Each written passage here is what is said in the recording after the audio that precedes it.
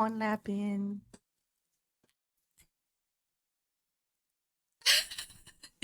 Are you trying to wink? Are you trying to wink? Thank you for the sub, Estikio. Welcome in, Zero. Haven't seen you in a while. Welcome Hi. in. Not like that was a bad thing. Wait. Like, I feel like that always. I don't mean that. Cerberus. Hi, Will.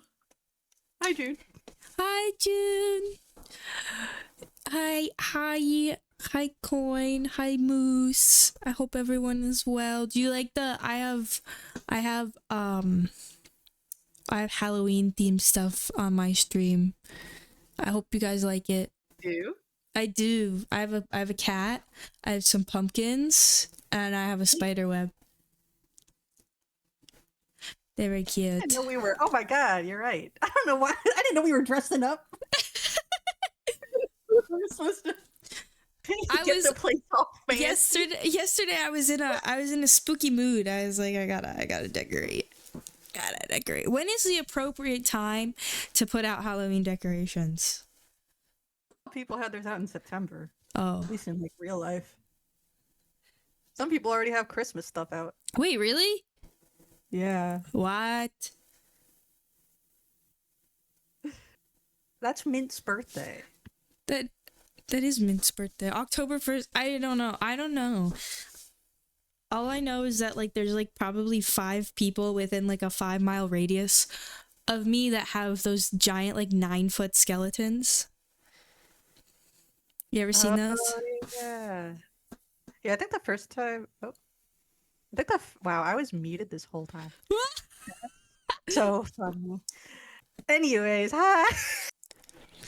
I said hi to everyone. Let me say it again. Hi, Zero. Hi, Sir. Estikio. Hi, Will. Hi, Pimento Toro. Thank you, Estikio, for the sub. I'm sorry. Because I was like, wow, I've been kind of yapping. Anyways. Wow, I've been kind of yapping. So in your 9-foot spider? The way I don't know how I feel about that. Self-exit. Yeah, I don't know how I feel about that. I think that would scare me, but I don't know. There's like a lot of people that got like 9-foot skeletons. They like dress them up based off of the time of year. So like, oh yeah, they keep them out year round. This one person I drive by on the way home from work has like 2 regular sized skeletons on a motorcycle in their front yard, and they keep it out year round. I'm not sure what the deal with that is. I don't know what that's about. I don't know either. I don't know, man. I think I have seen that online though, with like people who continue their bringing them out all year, because I do feel like that would be a really annoying to put away. Yeah. They're so tall. You gotta be careful with them. Okay. Eh? I think I muted it, that's why. There we go. I got scared. I was like, what happened? Wait, I'm just pulling up the Oh yeah. Pulling up the. Yeah. Did I start one over from the beginning? Am I that stupid? Yes, I did. Oh. Are we gonna?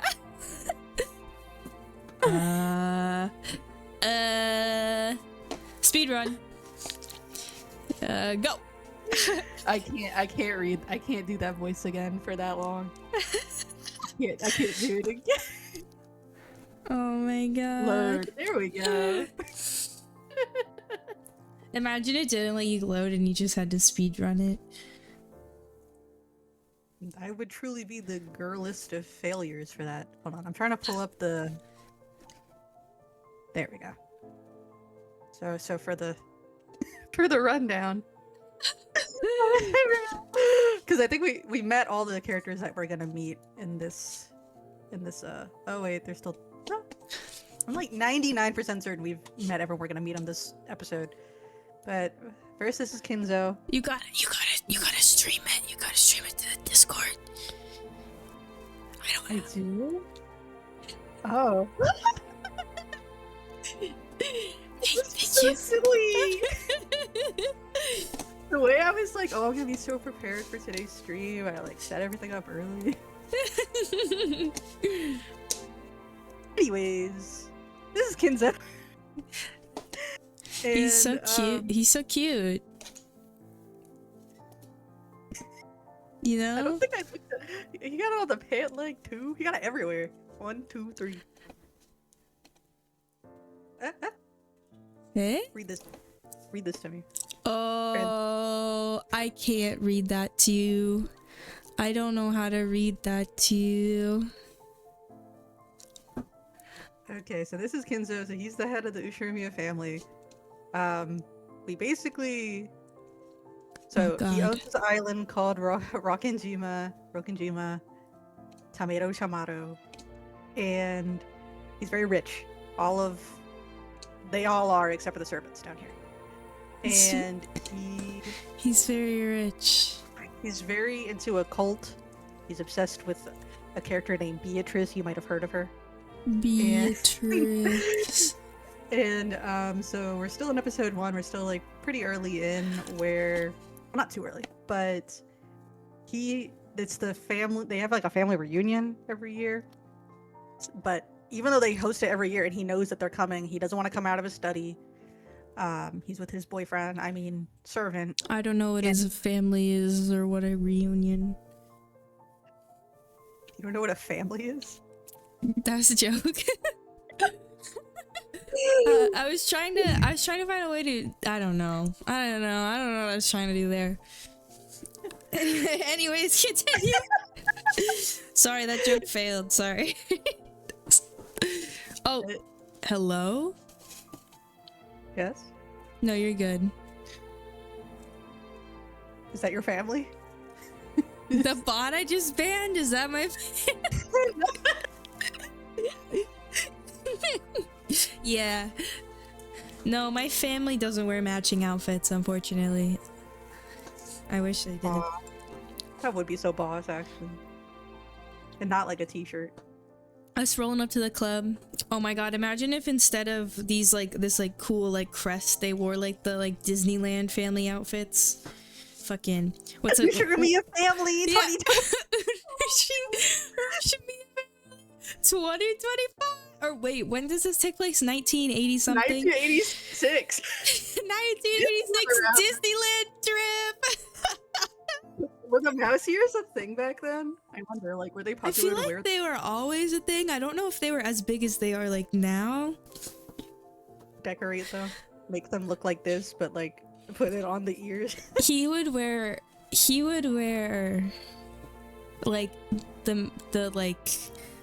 the typical boring Mickey Mouse ears, I feel like.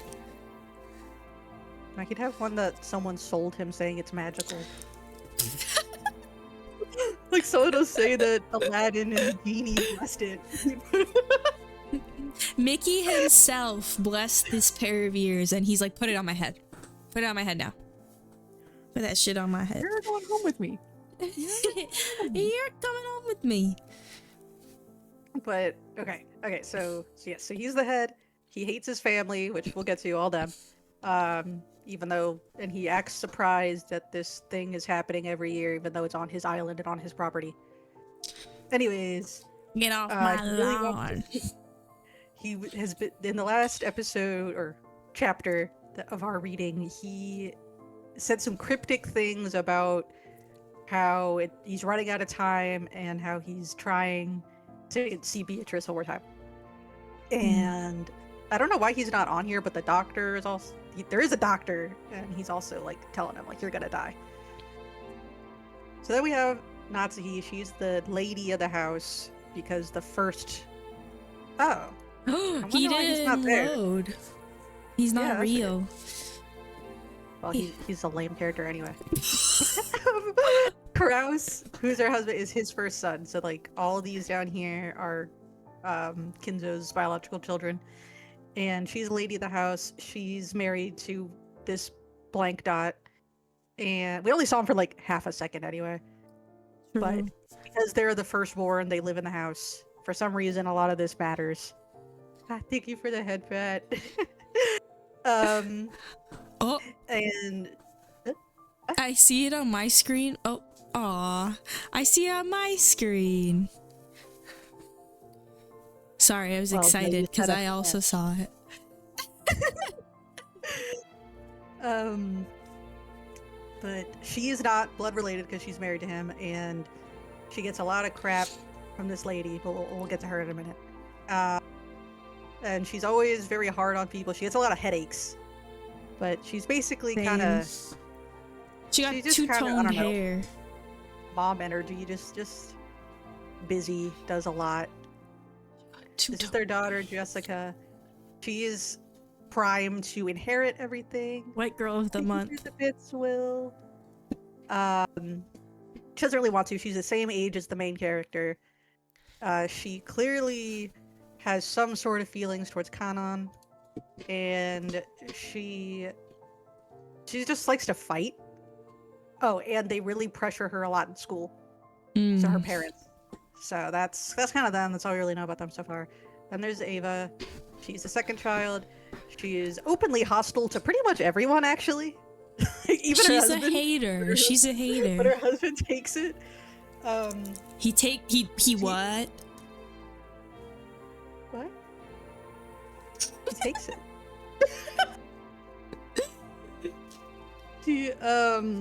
She loves, this must be like a tea house. She loves Tai Chi. You never see her do it though, but she loves like Tai Chi and martial arts. And she girl bossed, and she would have, because we're the patriarchy is very much a thing in this family. She would have lost her last name to her husband, but she said, "No, you're gonna take my last name." And he said, "Yes, ma'am." And again, I don't know why like that's such a big deal, because I feel like regardless of gender, if you're marrying into a really rich family, whoever it is will be happy to take the last name of the one that has influence. No, so this is her husband. He's I don't know, he's kind of nice. He's dumb. He's kind of nice. He kind of loud. I don't know. He's just kind of a dude, and he has a really successful company. Oh, it's a restaurant chain. And this is their son George. He's the eldest of the cousins, and Battler, who's the main character, really looks up to him a lot. He clearly has a crush on Shannon, but we don't know that much about it. We just know that like he has a crush on her, and she's the maid. And he's studying as an assistant in his father's company, and he really wants to own his own business. He's just like the good boy. Like he just does everything his parents wanted him to do. He gets a little pat on the head. This is Rudolph. This is the third son from Kinzo and Battler, the main character's father. He's a womanizer, and he was kind of playful in the first time we read, and then he got like really annoyingly mean all the time. And I don't know why he got so mean, but he had a wife prior to this. We don't really know what happened to her, but now he's remarried. Oh, former wife. Oh, she passed away. JK. I don't think we were supposed to know that right away, but that's Oh, she passed away. Oh. He married Kyrie, his second wife, very quickly after that, which greatly upset Battler. Even though like he's cool with her, he just isn't cool with his dad. Doesn't like that vibe. And anyway, she's cool. She's nice. She seems to get along with everyone. Like, she does make a lot of sexual jokes though in front of her son-in-law or stepson. And even though he's 18, that's still a weird dynamic. I don't really rock with it personally. I don't know. This is our main character, the best character in the series, even though right now he doesn't seem like it. So he hasn't been back to the family mansion in 6 years because he moved in with his dead mother's family because he was really pissed at his father. And they passed away back. He just turned 18, and this is his first time really reconnecting with everyone. The last Ushermia child is Rosa. She is the youngest, and she manages a design company. She doesn't take it very seriously, and she has money troubles that we don't really like know about yet, but it's like implied. And no one knows who she got with to make her child, Maria. Unknown sperm donor. I guess the implication is he walked out on them. But she's 9, but for some reason she talks like she's 3, and they all treat her like she's 3. But then they get mad at her for acting like she's 3. Anyway, she's really into occult and magic stuff as well, much like Kinzo, but obviously like in a more childish type of way. She says ooh ooh a lot. And finally, Shannon. We met her in the last chapter. She's a maid. She's calm and nice, but it's her pseudonym. Like, it's not her actual name. But we're not gonna learn her actual name for like a minute, so I don't even know why this is here right now. But she, yeah, she gets this. Ava bullies her a lot. I mean, she bullies everyone a lot, but like, bullies her a lot. And this is Kanon. He's like her little brother, but like not really. But like, is. Oh, I thought he was wearing a skirt, but he's wearing pants. Oh, yeah, pant. He's got voluptuous lady hips. Childbearing hips? He does. Look at him. He's, He kind of looks like he's got boobs, too. I'm suspicious. His hand is. Leave Kanon alone. Let him have his moves. His moves. Anyway. He's like very stoic. Like, she's like super like kind and blushy and whatever, and he's like all sad. Wait, did you ever play Genshin Impact? Go back to him. A bit. Do you ever see Raiden A's like burst animation? No. He looks like he's about to like hit it. Let me send it to you. He looks like he's about to hit it. Let me find this. You can continue. I'll find this burst animation. So this is Goda. He's a new servant. He's worked at a hotel, which somehow makes him a good cook, but he's not a chef, so I don't know why they keep bringing that up. Because they clearly have chefs as well. Anyway, he doesn't like Shannon and Kanon like at all, even though he's the newest one. But we don't really get a reason why, but he just doesn't. He's just kind of a dick to them for no reason as well. The common theme is everyone except for the cousins are kind of dicks to the both of them. And but yeah, he's like super nice. He's like, what I guess, other than like in terms of his, what am I trying to say? In terms of how he treats guests, like he's the typical like what you'd think of a butler. And then there's Kumasawa. She's the last one. She's basically lived in this house as long as it's been around. She's part-time and she's quit, but I don't think she's gone anywhere. So I don't really even get the point of her being part-time. But she does like spread rumors and stuff, but she's also, you know, wise old lady. Yeah. So where we last left off was he started tweaking because the son that's not here was like, Dad, come down for lunch. And he was like, no, Dad, join us for dinner. And then, thank you for the hydrate. And then, Genji, who's the only one that Kinzo trusts at all, which is why I think that they're secretly dating, helps him. And he just keeps talking about Beatrice and how like this is like the end. It's like the end for him and like Beatrice, so, you know, very cryptic, very scary. And then, so now all of these people, like the rest of the family, are all sitting down for lunch because he refused to come. And that's kind of like where we left off. He's a hater. Oh, and the other like big thing from the last time we read was Battler saw the portrait of Beatrice for the first time. Beatrice being the character. Wait, I'm pretty sure she's the character on the Steam, or not Steam. I guess Steam.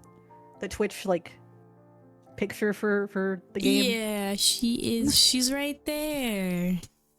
You'll see her anyway. Trust me. You'll get a little tired of her after. Oh, trust me. You'll see her. So. Oh no. So yeah, here we are right now. Oh wait. I'm the boys. Yeah. And Ivy's the goils. The goils. You gotta remember the voices that you do. I don't remember the voices. Okay. Is this where we left off? I saved it. I know I saved it. Wait. Now I'm wondering. Hold on. How do I go to the backlog? Wait. Yes, this is where we left off. Okay. Okay. I was like, this feels like it's restarting the entire thing. I know. It should be sitting there. It's already grown old. Should be perfect. So the last scene was, they're starting lunch, and with rebuilt the Shrimia family's playtime has been forgotten. Even though they were beginning the meal with that seat empty, no one felt that it was that odd anymore because he's become like so reclusive. Okay. Wait. The OG sprites. Stop! I can. Oh, hi, Hiragana. I can. We can do it if you want. The Ushiromio Family Conference was held once every year on the first weekend of October.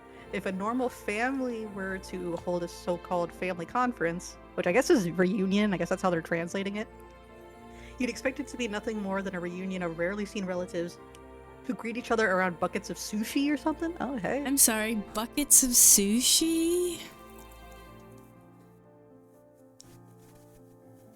However, part of the family's great fortune had been lent out to grandfather's children, and no one in this family was considered an adult until they had met success in business. So this meeting literally was a conference. Oh, that's kind of lame. How much of the fortune was invested? What sort of business was conducted? How much profit was earned? As a result, how much of the fortune borrowed from the main family could be repaid? Is sushi in Japan like KFC where you buy per bucket? No, unfortunately, no. I wish it was. That would be so funny.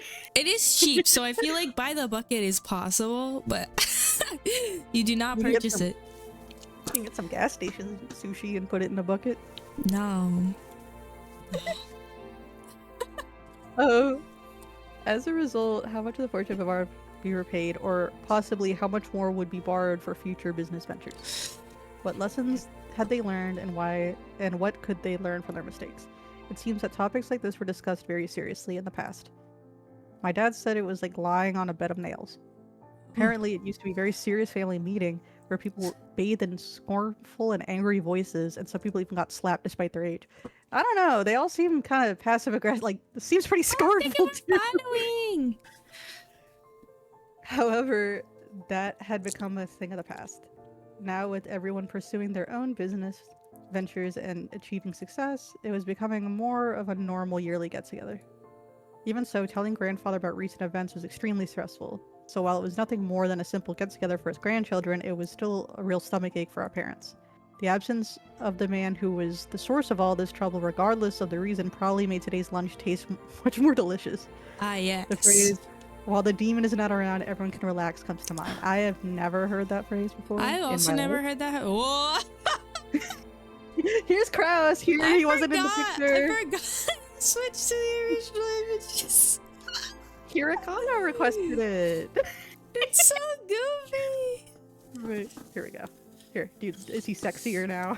He looks more aged. He looks angrier.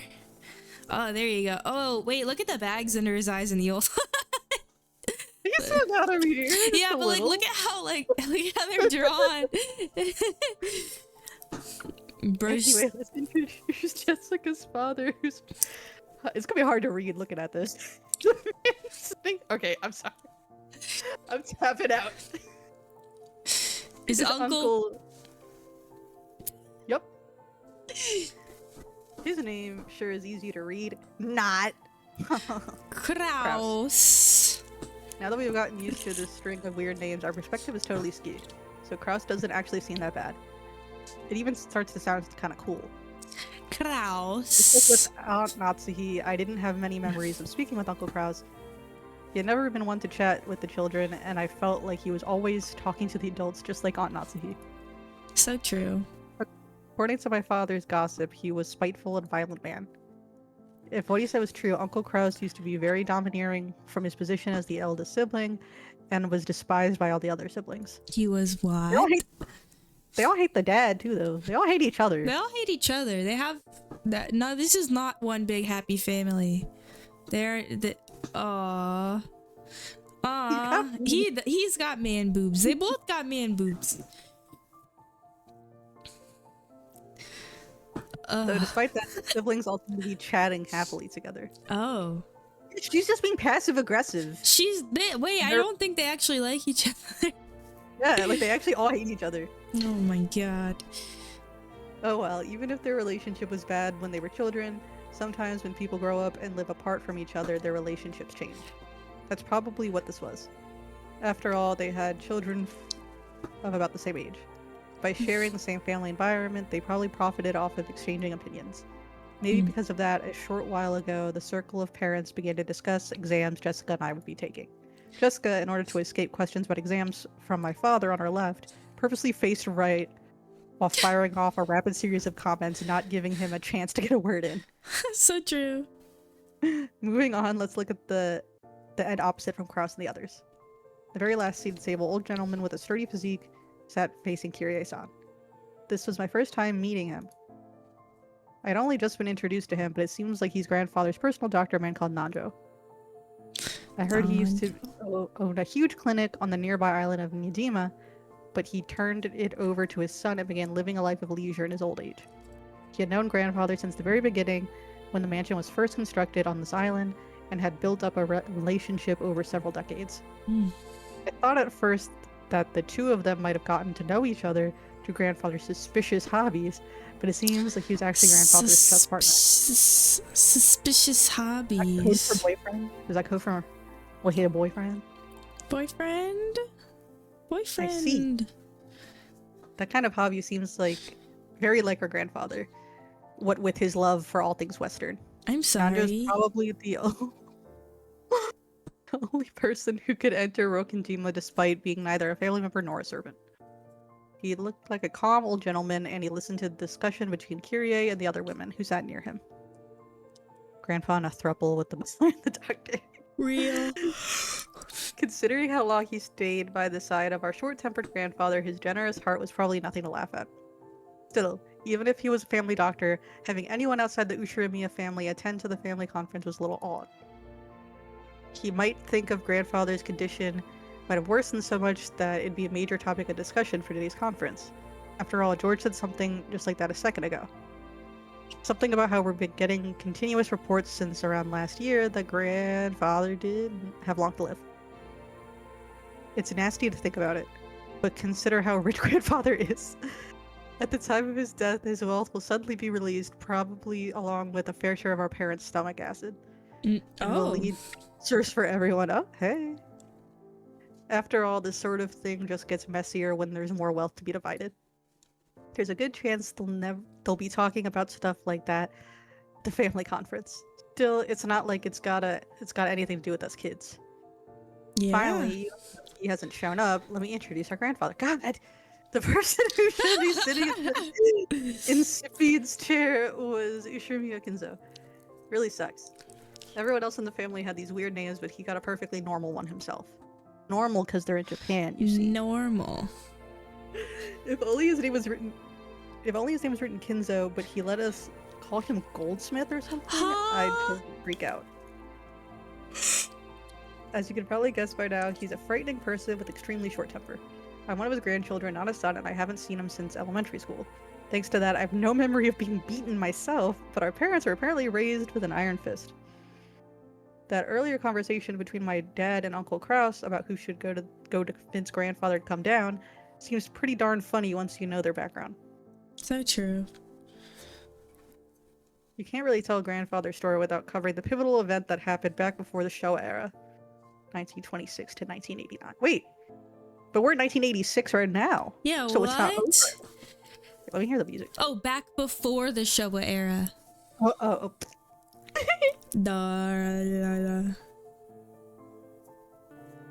Ooh. Oh. Until the Meiji and Taisho eras, the Ushirimiya family was great and prosperous. They owned several spinning mills, making them rich enough to just double over laughing every day as the money kept rolling in. I'm sorry, what? That's not a saying. Incidentally, grandfather was a member of a branch family and had pretty much nothing to do with the main family. Not only was he way down the list of people who could inherit the headship, but he had hardly any contact with the glamorous main family. Ooh. Oh. I love this exposition that we're just has nothing to do with anything.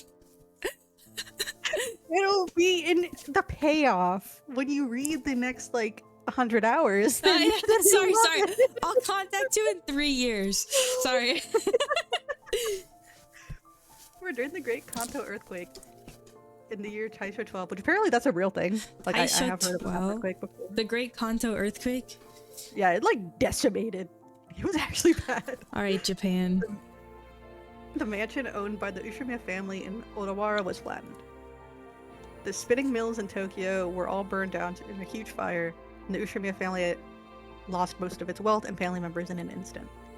Yeah, so it did happen. Trying to figure out who the successor to the Ushimiya family should be, they apparently found no one remaining except Kinzo and his branch family. Oh! So then there's no other family! Yeah, what? He's the only... Later reminiscences, he referred to this as a good fortune so great that it overturned fate. What? Yay, my family's dead. Sorry, this is... I'm so happy my family's dead. This is great fortune, yes. Why is it around me Shin Megami Tensei? They all know each other. I feel like all these writers all like drink and hang out. All these game developers. They all just hang out and spitball ideas. Oh, they're all bros. Fires exacerbated by strong winds from a nearby typhoon.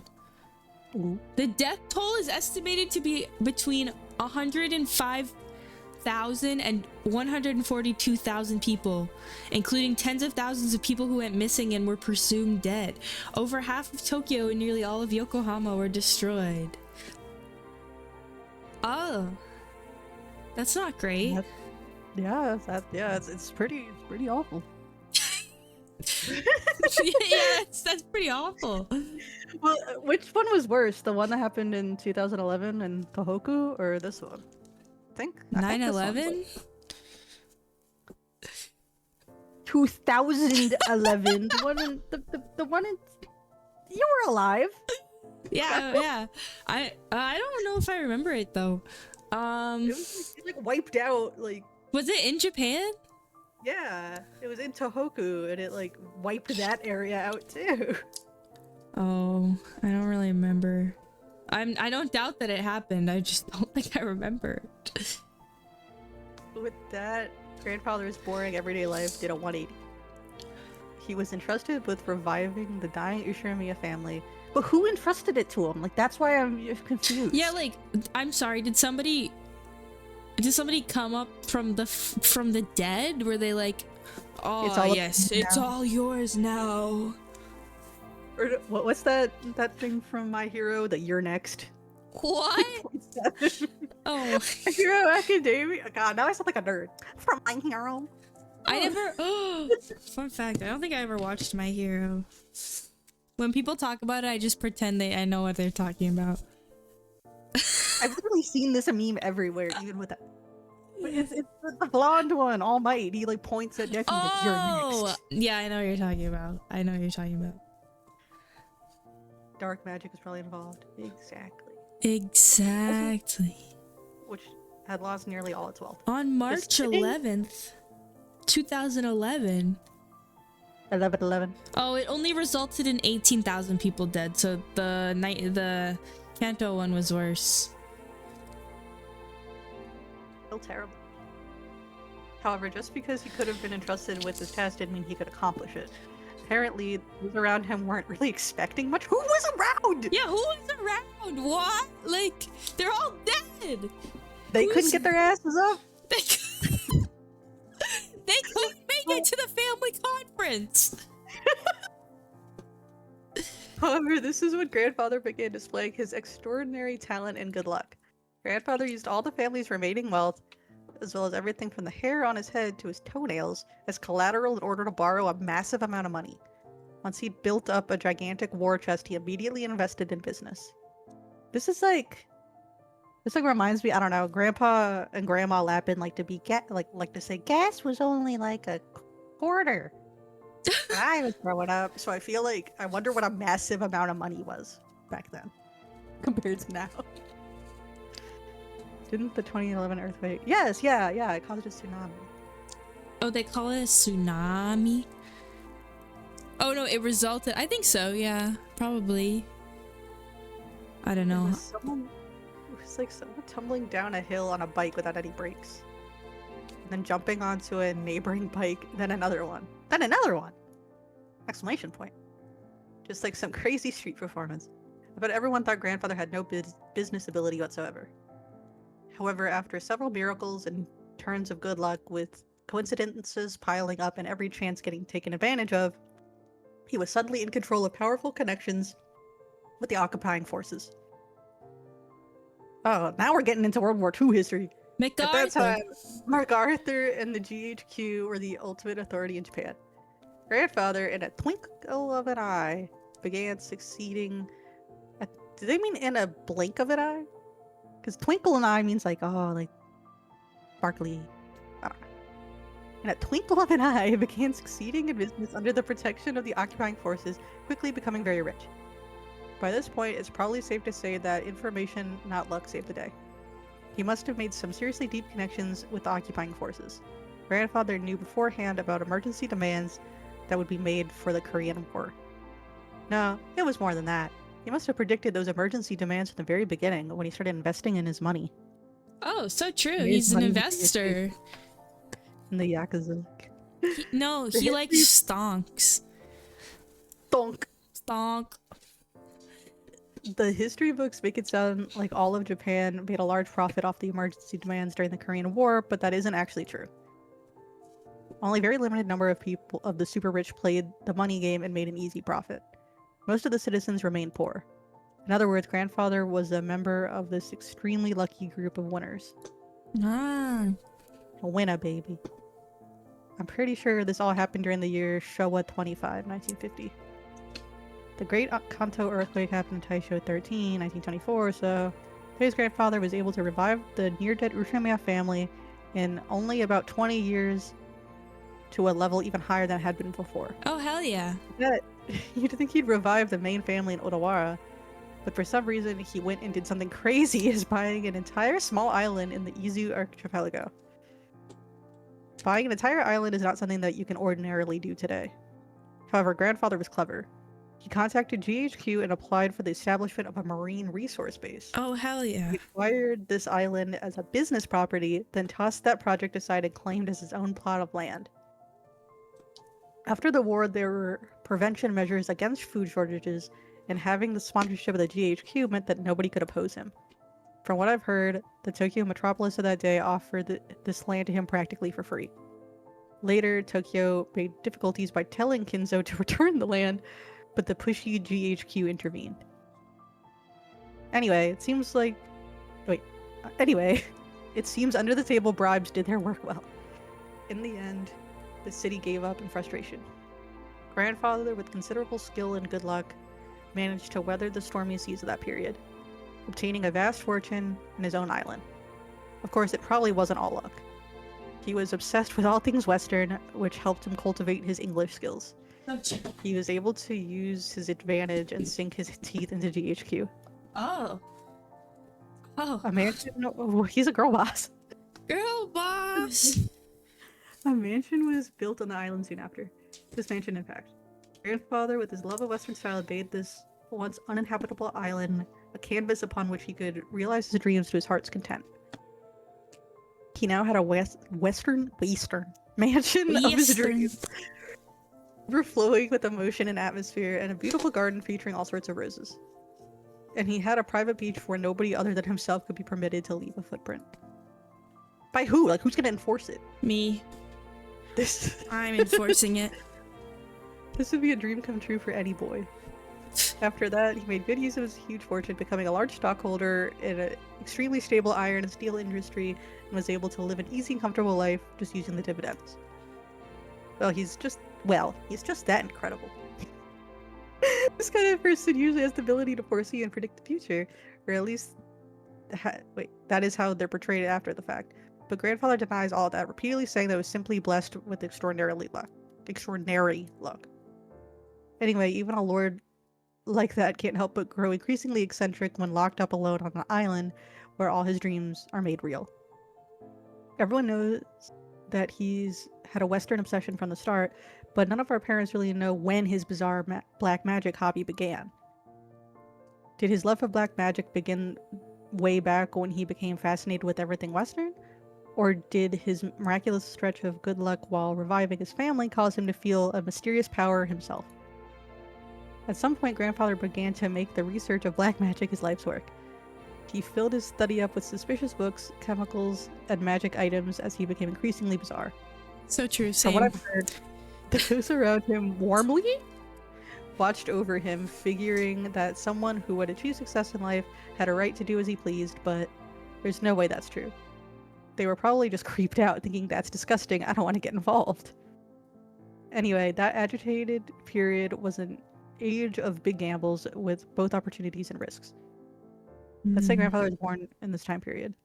He would have had no opportunities and would have probably had advanced like a chess piece from mandatory education to college at a leisurely pace, never becoming more than an average salaryman. If that happened, he'd probably have sat somewhere happily talking behind his boss's back. No, not a fancy dining hall like this, more like at a table at some bar. Then again, I'll bet this family conference would be a lot more relaxing if that were the case. Oh wait, screen dimmed. Okay, that's enough about the old geezer. More importantly, let's talk about this incredible lunch! Incredible lunch! I'm already convinced that sashimi salad appetizer. Goda-san's an excellent chef. He didn't cook the sashimi, he just cut it! Like, he didn't cook the fish! Plus, these fish were caught in the adjacent seas, weren't they? They're totally different from the sashimi you get at the supermarket. Hey, quit it, Battler. Your upbringing will be exposed. Everyone let out a big laugh. Isn't that more of a diss on Rudolph rather than him? Like, he didn't want to live with his own father, so he chose to be a commoner. You know? I feel like it's more of a diss. Damn it, you say that even though you love the cheap pubs. Ha ha ha! Oh wait, ha ha ha ha! I've eaten as many usual places because of work, and this stands right up there with the best of them. I'd be willing to bet Goda-san used to be pretty well known in those circles.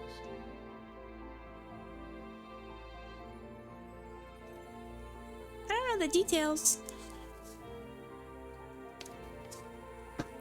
But stuff got complicated at the long-standing hotel he used to work at. What, with them opening a new establishment with the same name and breaking into factions or whatever it was. In the middle of all that, he was apparently forced to retire. At that time, Mom just happened to be sending out job offers for a servant. As Goda removed the empty plates, he began to recount his own bumpy past without losing his smile. The world is a different place. However, thanks to the madam, I was given a chance to display my skills as a chef once again, this time for the Ushiramiya family. Although I enjoy experiencing the smiles of a larger number of people, I also find it quite entertaining to perform more delicate work that can please the limited number of those who have employed me. All this is thanks to the opportunity given to me by the madam. Goda-san respectfully bowed his head towards Aunt Natsuhi. That's because you were the most talented of the applicants. The decision was purely objective, not based on personal feelings, so there's no need to thank me. Dang. Why does Aunt Natsuhi always have to sound so indifferent? Her eyes are closed. Her eyes are closed. She's like, I cannot see. If only she spoke with a bit more kindness, she might leave a different impression. Shanon-chan and Komasawa-san entered from the hallway with a serving cart. Please excuse us. Now then, let us move on to today's dessert. Goda-san and the others laid the beautifully adorned dessert out in front of us all. I guess it's true when they say you have another stomach for dessert. So true. I too have another stomach for dessert. That is true. I do too. I'd thought I'd already filled up on delicious food, but as soon as I laid eyes on that dessert, my stomach started yelling more. My stomach also be yelling. I don't know much about desserts, but this looked really good. A white pudding. Pudding Pudding mention. Pudding was mention. garnished with eggs and Red sauce. The elegant rose petals adored the dish. Normally, during a high-class meal like this, you're supposed to wait for the chef to extol the virtues of this particular meal before eating. However, Maria was completely indifferent to the strict rules like that, so she got excited by this beautiful, delicious-looking dessert jumping into the fray as soon as it was placed before her. Well, I mean, even as a 9, I can see, like, a 9-year-old doing that, like, just wanting to get to the dessert. Aunt Rosa scolded her, calling it bad manners, but George responded saying, "No, it's okay."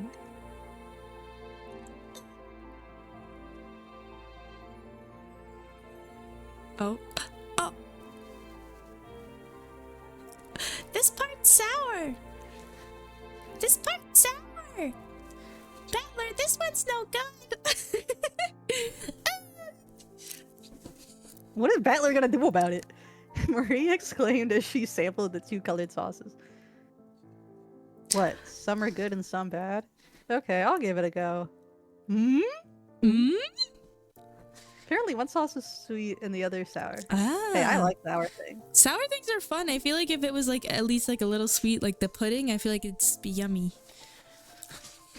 Despite it being bad manners, I also stuck my little finger and licked it. Yeah, that is kind of gross. Whoa, one of the sauces was sour enough to make you pucker up. If it were yellow, I would have suspected pee. Lemon. But I couldn't guess what kind of sourness could be red. Like cherry? Cherries can be kind of sour. Cherries can be sour. Cherries are yummy. I decided to ask Shannon, who was putting away the serving cart behind us. Shannon-chan, what kind of sauce is the sour stuff? Oh, that's a great question. I want you to know I didn't even click. Like that's how they animated it. Shannon-chan hesitated. Maybe her job was just to set the table, so she don't know. She don't know. She didn't know the tea either though, so she in trouble. She in trouble. Even considering that, she seemed pretty stressed. Maybe I shouldn't have asked. Or did they use an ingredient that we'd be better off not knowing about? Yeah, that's the logical. It's got like blood in it or something. While Aunt Natsuhi made a gesture that seemed to indicate an oncoming headache, Kumasawa-san, who was setting the table the opposite, began to chuckle. What do you think we made it out of? It'll shock you. Huh? I don't have a clue. Wait a sec, Kumasawa-san. That last pretty creepy. So what is it? It meant blood. Don't tell anybody, okay? Listen very carefully. Kumasawa-san leaned across the other side of the table. I leaned forward myself when she asked. Their interest caught Jessica, George, Aniki, and of course Maria with their ears closer. What? What? Quickly!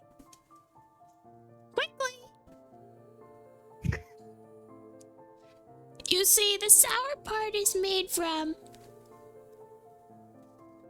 juice squeezed from a mackerel.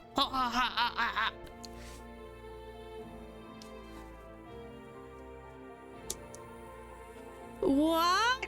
Mackerel? I think like they all are supposed to be saying that. Ready? 3, 2, 1. What? Mackerel? That's crazy.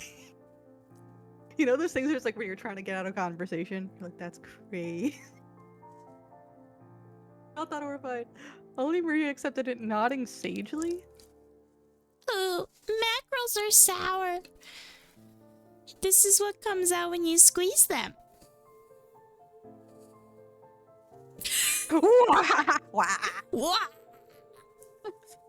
When Maria started clamoring that mackerel were sour, the adults were unable to contain their laughter. Only Aunt Rosa, her face red, whispered to Maria that mackerel was sour only once prepared as imesaba. Oh? Why would she be embarrassed by that? Yeah, what? Now I totally remember. Kumasawa-san was always like this, wasn't she? I think I remember her tricking me too in all sorts of ways when I was young. Were they all? I mean, I get Maria being like the child, but the others, the full-grown adults, they also thought that that it was fish. The most lethal has gotta be that one. Those flimsy black things in Chinese dishes. Uh-oh. Oh. They're kikurage mushrooms. They told me they were penguin. She told me they were penguin meat, and I went all around school like a smartass telling everyone, didn't I? See, he's that bitch. He's the diva. Kumasawa Bachan, you sure haven't changed. Give me some penguin guts.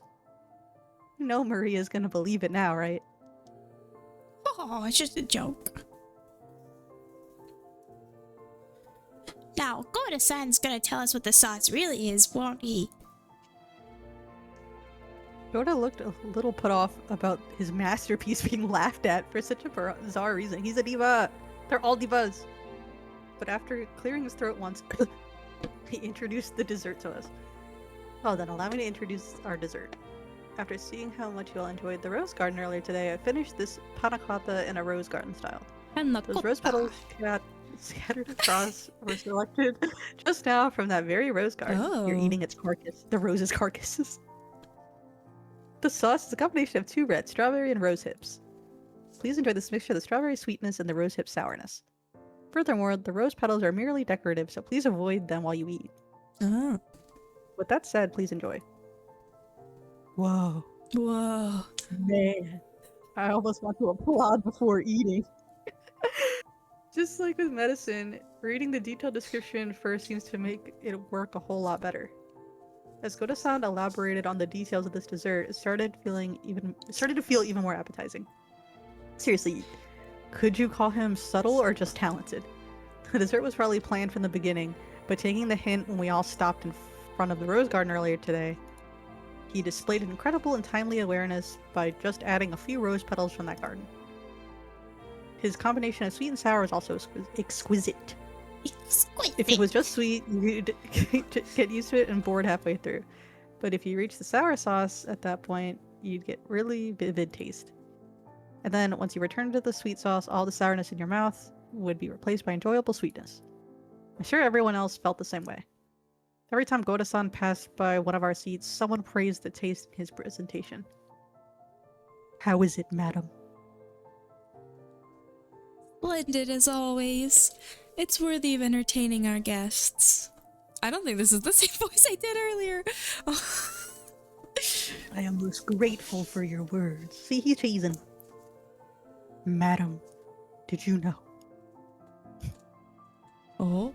I've heard that rose hip has the ability to cure headaches. I thought that you in particular would appreciate it, so I had it especially prepared. Is that so? Thank you. See? Didn't I tell you, Natsuhine-san? Rosehip is great for headaches. So it seems. I do hope it actually helps.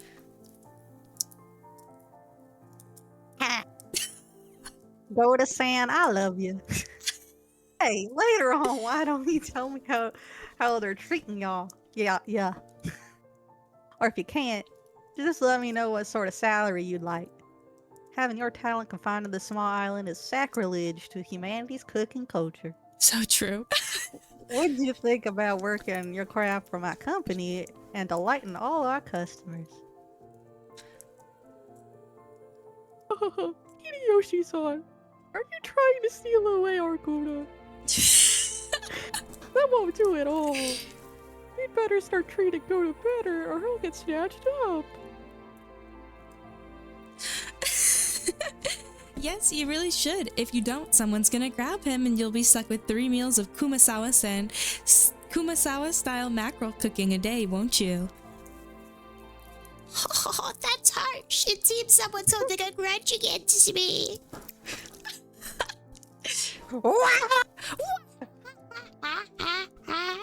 Everyone let out a huge laugh. According to Jessica, Kumasawa-san's mackerel jokes were a running gag that our parents had long since gotten used to. Kumasawa-san often claimed that mackerels had precious nutritional value, which could slow aging, make people smarter, and more. Supposedly, while it couldn't stop the outward signs of aging, it helped prevent it on the inside. Since she was still spirited enough to tell these kinds of jokes at her age, there must have been something to that theory. In that case, if you'll excuse me, prepare yourself for tonight's dinner. I'll be cooking plenty of mackerel dishes for you all, so you better look forward to it. Wahaha, we sure will. Can't wait to get all puckered up from tonight, Shime-saba. That sounds wonderful. I wonder if they'll be serving any good Japanese sake. Oh, we certainly will. Haven't you heard of Norokajima's famous mackerel shochu?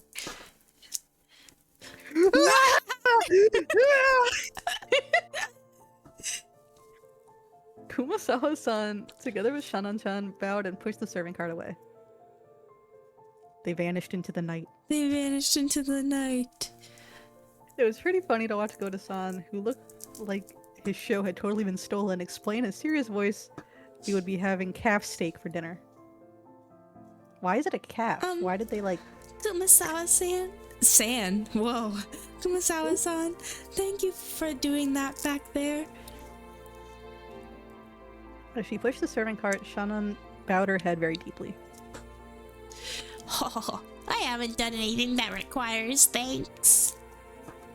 Kumasawa-san may have played dumb, but she had obviously understood and saved Shannon in the nick of time. Back when Battler had asked about the dessert, Shannon had unfortunately hesitated. There may have been several ways to dodge the question, but all of them would have required some quick wits. Shannon, who hesitated when hard-pressed for a response, was always suffering because of this small weakness.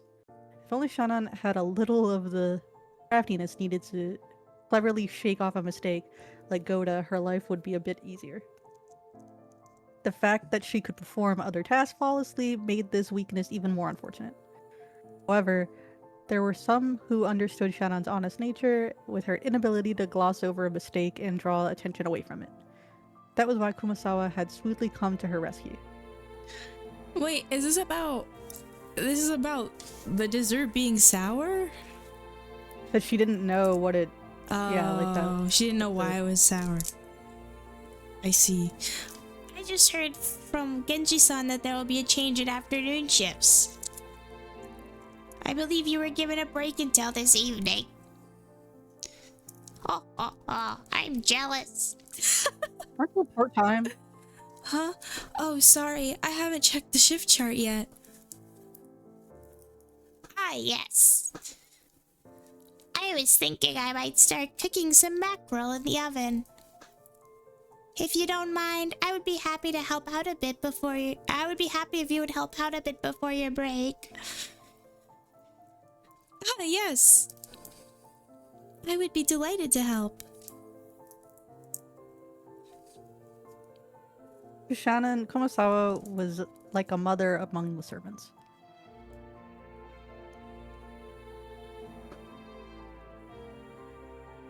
The dining hall needed to be cleaned up, so we were chased out. Instead, tea was being served in the parlor. Apparently, they'd prepared the black tea that Aunt Rosa had brought for Aunt Natsuhi. Maria said that she also wanted to have some black tea, but my old bastard said she couldn't and told us children to go play outside.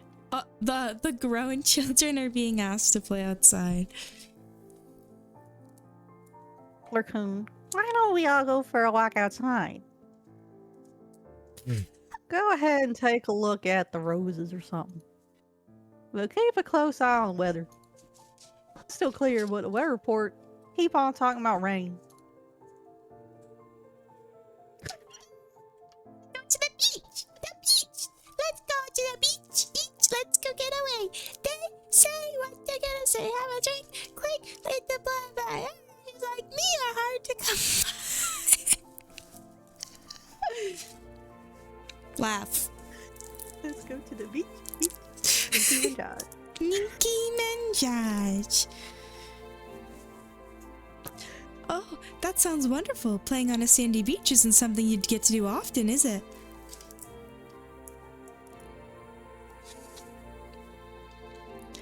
Ah, good point. Okay, let's all go to the beach then. Beach. Beach! Oh, let's go! Beach! Let's go get away! Maria, be careful not to get your clothes wet. Or your shoes. Won't get wet! That obedience is so cute. Battler-kun, make sure you keep out an make sure you keep out an eye out for Maria-chan, okay? Sure, leave it to me. Hey, you're pretty obedient and cute yourself listening to Kyrie like that. Why don't you also listen to me obediently for a change? I'm trying to make him sound like Batman. Hey, Batman. Oh no! Let's go, everyone, come on! Fuck you, Dad. Fuck you, Dad. The children flew out of the parlor. They were replaced by Genji, who pushed a serving cart and prepared to serve tea. The parlor was filled with a sublime aroma which delighted everyone while they waited to sate their thirst. Rudolph's family certainly seems close. It's a wonderful thing. Quit it. We're no match for your family, Aniki. That's true. You've raised Jessica-chan to be so adorable. Oh? What? Hello? I imagine that's yet another fruit of your talents at education and training, Natsuhine-san.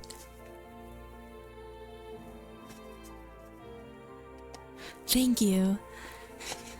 Natsuhi answered coldly. The conversation broke off then, and the parlor fell silent.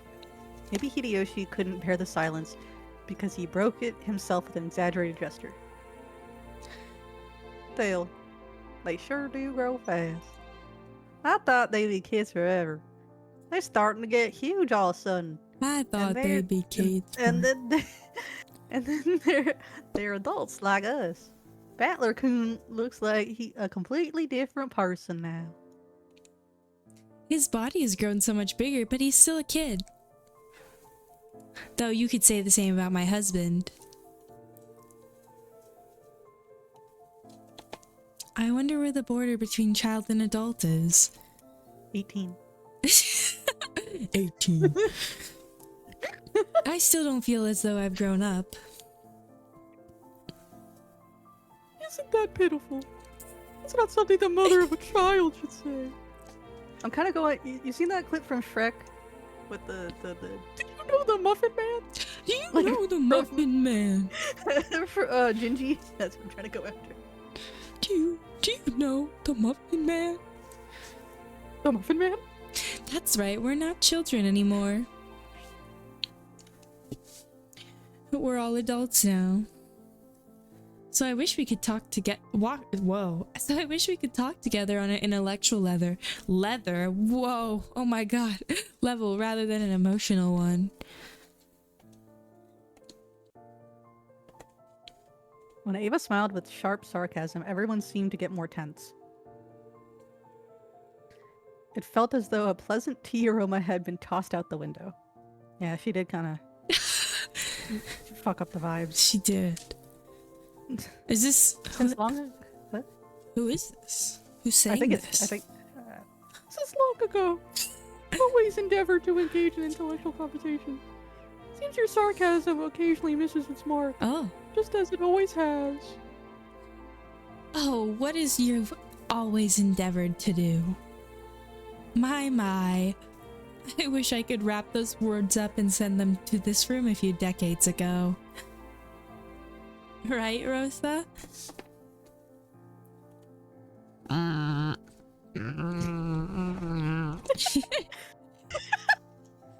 Rosa gave a vague smile. She knew that whether she agreed or disagreed, she'd earned the displeasure of one of her siblings. So It true. was a bit of a worldly wisdom that had been essential for someone growing up as the youngest sibling. Quit it, Aneki.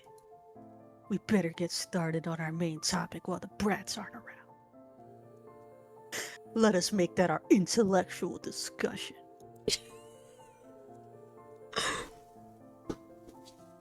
Okay. Does he sound badass? What? Am I making him sound sexy? As Rudolph glazed over the faces of all present, some let out a slight sigh and some had a small look of resignation across their face. They were approaching the unavoidable true agenda. The Last gay year. agenda! His life expectancy was estimated about 3 months, which I guess means he's got negative 9 months left now. Should we take that to mean it might suddenly happen at any time? The family head is still alive and well. The fact that you'd bring up such an inappropriate topic under the light of day makes me doubt your sanity, Rudolph-san. Wait, her hair isn't two-toned in this version. Yeah, Or it she is, got yeah, it. No, it's but an she has an ombre. But look, it's fucking. It looks like she's wearing a like the ponytail wigs. Yeah, It like looks- a clip-on. It looks like she just put the clip on. Thank you for the head pat. Still not he's on. This is the sort of thing you can't put off until something happens. He's still healthy now. Which means it's the perfect time to talk about all this when we've still got time to plan. It's just a bit of a financial etiquette, you might say. It seems father is the focus of everyone's concern. Dr. Nanjo, could we hear the details from you? Appears to be what everyone else is waiting for after all.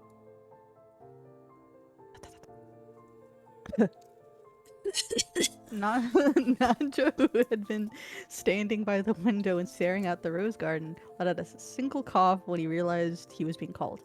He's like, huh? What? Huh? Dr. Nanjo, how is father's condition? Oh, it's getting serious. Well, to begin, allow me to start with a revision, since my estimate last year that he had only 3 months left and was not born out. I'm just gonna assume Rosa's saying this. Yeah, no need to explain. You're saying that measuring remaining life is only a prediction, not a promise, right? That is correct. Because of that, while I will accept everyone's repeated questions, I can by no means confirm when he will pass away. A human's life is supported by their body and their mind. If the body is weak, the situation becomes more dangerous, but if the mind is strong enough to compensate for that weakness, the effects of one's condition can sometimes remain in a subdued state. So you're saying that even if his body is weak, his mind is still firm and spirited?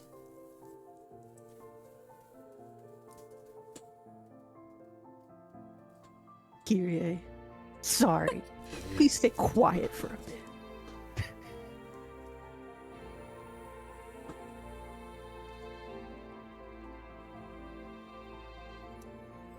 I'm sorry.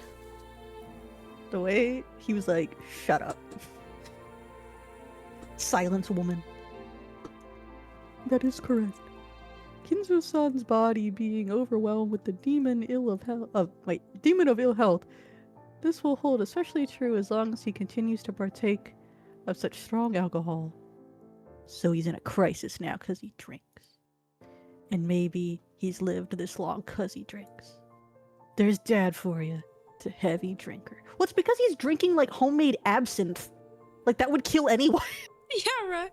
Well then, Doctor, I know you can't get everything more than a prediction. But what do you think about Father's chances of living until this day next year? That's quite a rude question to ask about the family head.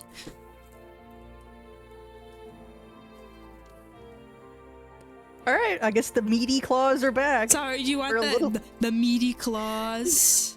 The meaty Why is claws. she built like this? Wait. She like has like somewhat normal proportions, but Natsuki jumped on Ava, not even bothering to hide their astonished expression.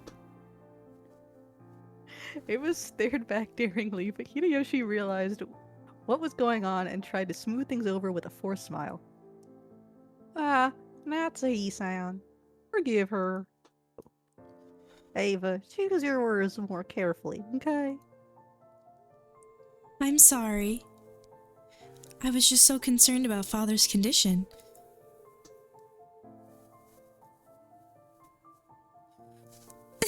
Sorry, I didn't see the giggle. They don't look like skeletons. Right? There's a mod that gives you views 3 seconds. I know that there's a mod, there's a patch that like has voice acting, but I don't know. I think we've made it pretty immersive now. Too late to go back. It's not official, right? I don't think so. Is that so? I hadn't realized. Fernando, tell us. For the sake of the beautiful love of a daughter worried about her father's lifespan. Rouse laughed sarcastically. And Ava, smiling sweetly, returned an identical chuckle. You ask whether he will still be healthy next year, but as a doctor, it's very hard to say. Because while I do think this lull in his condition will continue for a while, if he suffers some kind of fit, there may be nothing we can do. There is music, I just cannot, for the life of me, turn it down. So I don't want to blast everyone. But I'll play it at certain points. Oh. Oh. Oh. Menacing. It got serious. Menacing. After all, Rokkenjima is a solitary island. It is not as though an ambulance could quickly jump in to save him. Normally, I would want to have him placed in a large hospital on the mainland, but...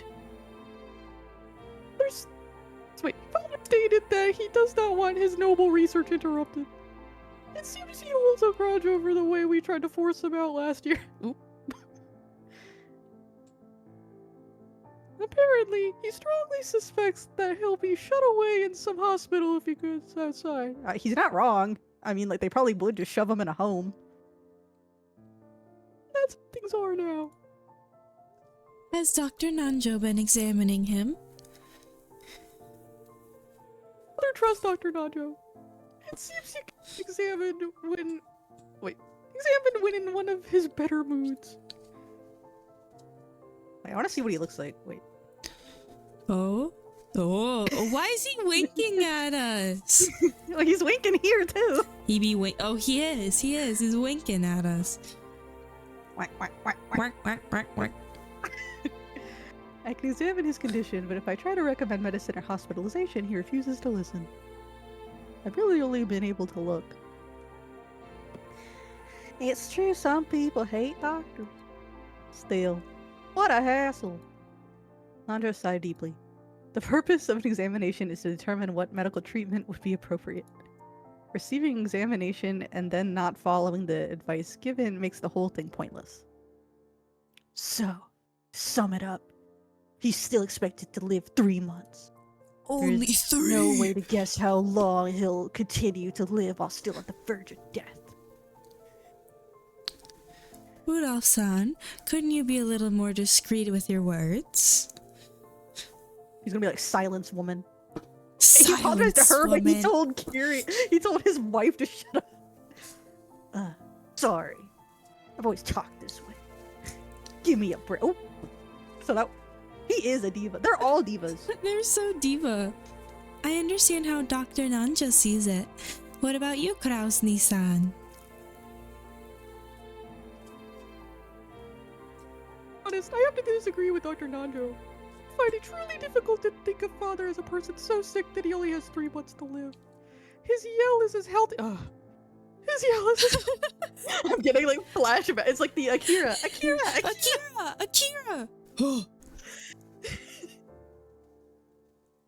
As ever, and I still get chills at the thought of his fists raining down on me. Care of your father solely on the shoulders of the eldest sibling is far from fair. He's Gingy from Shrek. So true. Okay, Homer, answer to shamelessly plug our last session of reading. You're gonna have to watch the end for how I did Kinzo's voice. I don't know if he's gonna speak in this one. I hope he does. I hope he does. I hope he doesn't monologue like last time. I hope he monologues. I hope he monologues. No! Beatrice! Ha ha ha. In the next word. In the next world, get born after me. Okay, let's get back on track. So in the opinion of our impartial and neutral doctor, it wouldn't be odd for him to go at any time. No offense to you, Aniki, but I'd rather trust the opinion of an expert in this field. Which means it's definitely not too early to start talking about Dad's assets.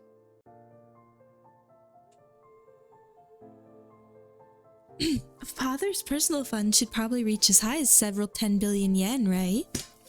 Ow! Are you okay? Yeah, I just hit my Achilles heel on the back of my chair. Were you swinging your feet? I was swinging my feet. But it's like not a little kid? Yeah, like a little kid. But it's not as though that's all that neatly gathered as ready cash. Whoa, I don't know. That sentence would make sense. It's okay. So that's all neatly gathered as. Yeah, it's a little awkwardly phrased. How was your trip to Japan? It was great. I bought a lot of visual novels. So many. Specifically Eroge. That I can't play. Because I don't have time. It's not as simple as simply cutting your birthday cake with a knife. That's an interesting way to put it. That's right. You sometimes get strawberries or chocolates on top of the cake, making it hard to cleanly cut into equal parts. Given that, don't you think it's important to discuss beforehand how to best stick the knife in? I cannot understand how you can all openly discuss this as though the family head is dead, even though he's still alive. Come on now. Don't you see how important this is? We went to a lot of cool places.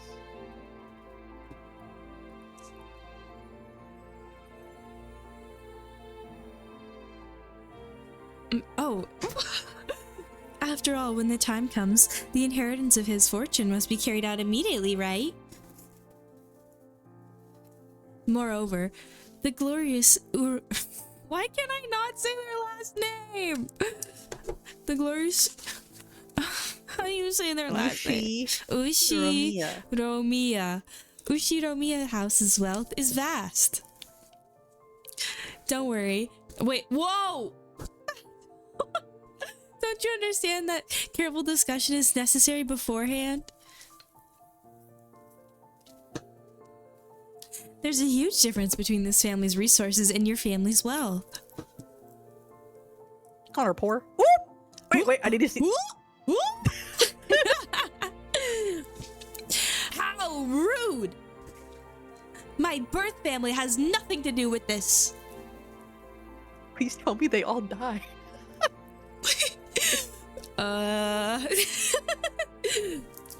Natsuhi responded indignantly, though in a low voice, and the already dark atmosphere grew even more hostile. Oh wait, let me hear the. Give us hear the tune. Give us some tunes. Oh, the bell! The bell is the ominous bell is tolling. Give it a rest, Ava. Oh wait, Natsuhi-san, forgive us. Pardon her rudeness. Kiyoshi tried to smooth things over by glancing at both with a forced smile, but it only resulted in making the hostility between Ava and Natsuhi even more intense. Wait. Oh no. Oh no. It seems I'll just get in the way if I stay any longer. Please excuse me. Dracula is awake. Dracula. Dracula. Count Chocula. Count Chocula? Yeah, the cereal. Yeah. And Frankenberry. Frankenberry. What was your favorite? Blueberry. I think Blueberry's my favorite. Yeah. Nanja rose from his seat and exited the parlor. To an outsider, it may have seemed like a normal act of courtesy, but his back was watched by several glances envious of his ability to escape. Same. After the doctor had exited and his footsteps had disappeared into the distance, Kraus recrossed his legs. Oop. Diva. Diva. He is a diva. Words. This is what you would all like to say. Father's remaining life is short. You want to quickly enter into a practical conference concerning the distribution of inheritance. Why are you so eager, I wonder? Certainly, as you say, estimating and distributing the Ushramia family's wealth is no simple task. In that case, shouldn't we make careful and deliberate calculations? It seems to me that you all are impatient to split up the cake tonight. We're still going on about this cake. Yeah, what? Isn't that true, Rosa? What reason is there to be hasty? We aren't being hasty. However, we need to have an agreement between the siblings. It doesn't matter when we do that. But if the day the father's condition worsens is approaching, discussing the matter beforehand hardly seems hasty to me. She only saying that because she need money. Rosa shot a glance at Ava and Rudolph. As the youngest sibling in the family, it was hard for her to be cross-examined by the eldest. So true. Oh. There's a well, my brain just melted. There's a patch that I did not download. And you don't like our voices? You don't like our voices? We're putting our... It's okay, it's okay. I'm on top of it now. I'm on top of it now.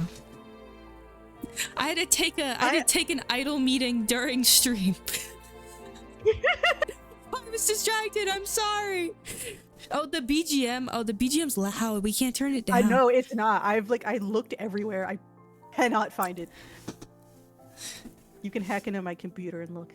I'll give you permission to find it. Youngins, welcome in. Yeah. Is that your true opinion? Expect that most honest and pure-hearted of the siblings would say something like that. I wonder if those two... Wait, I wonder if those two... Oh. I wonder if those two told you to say it.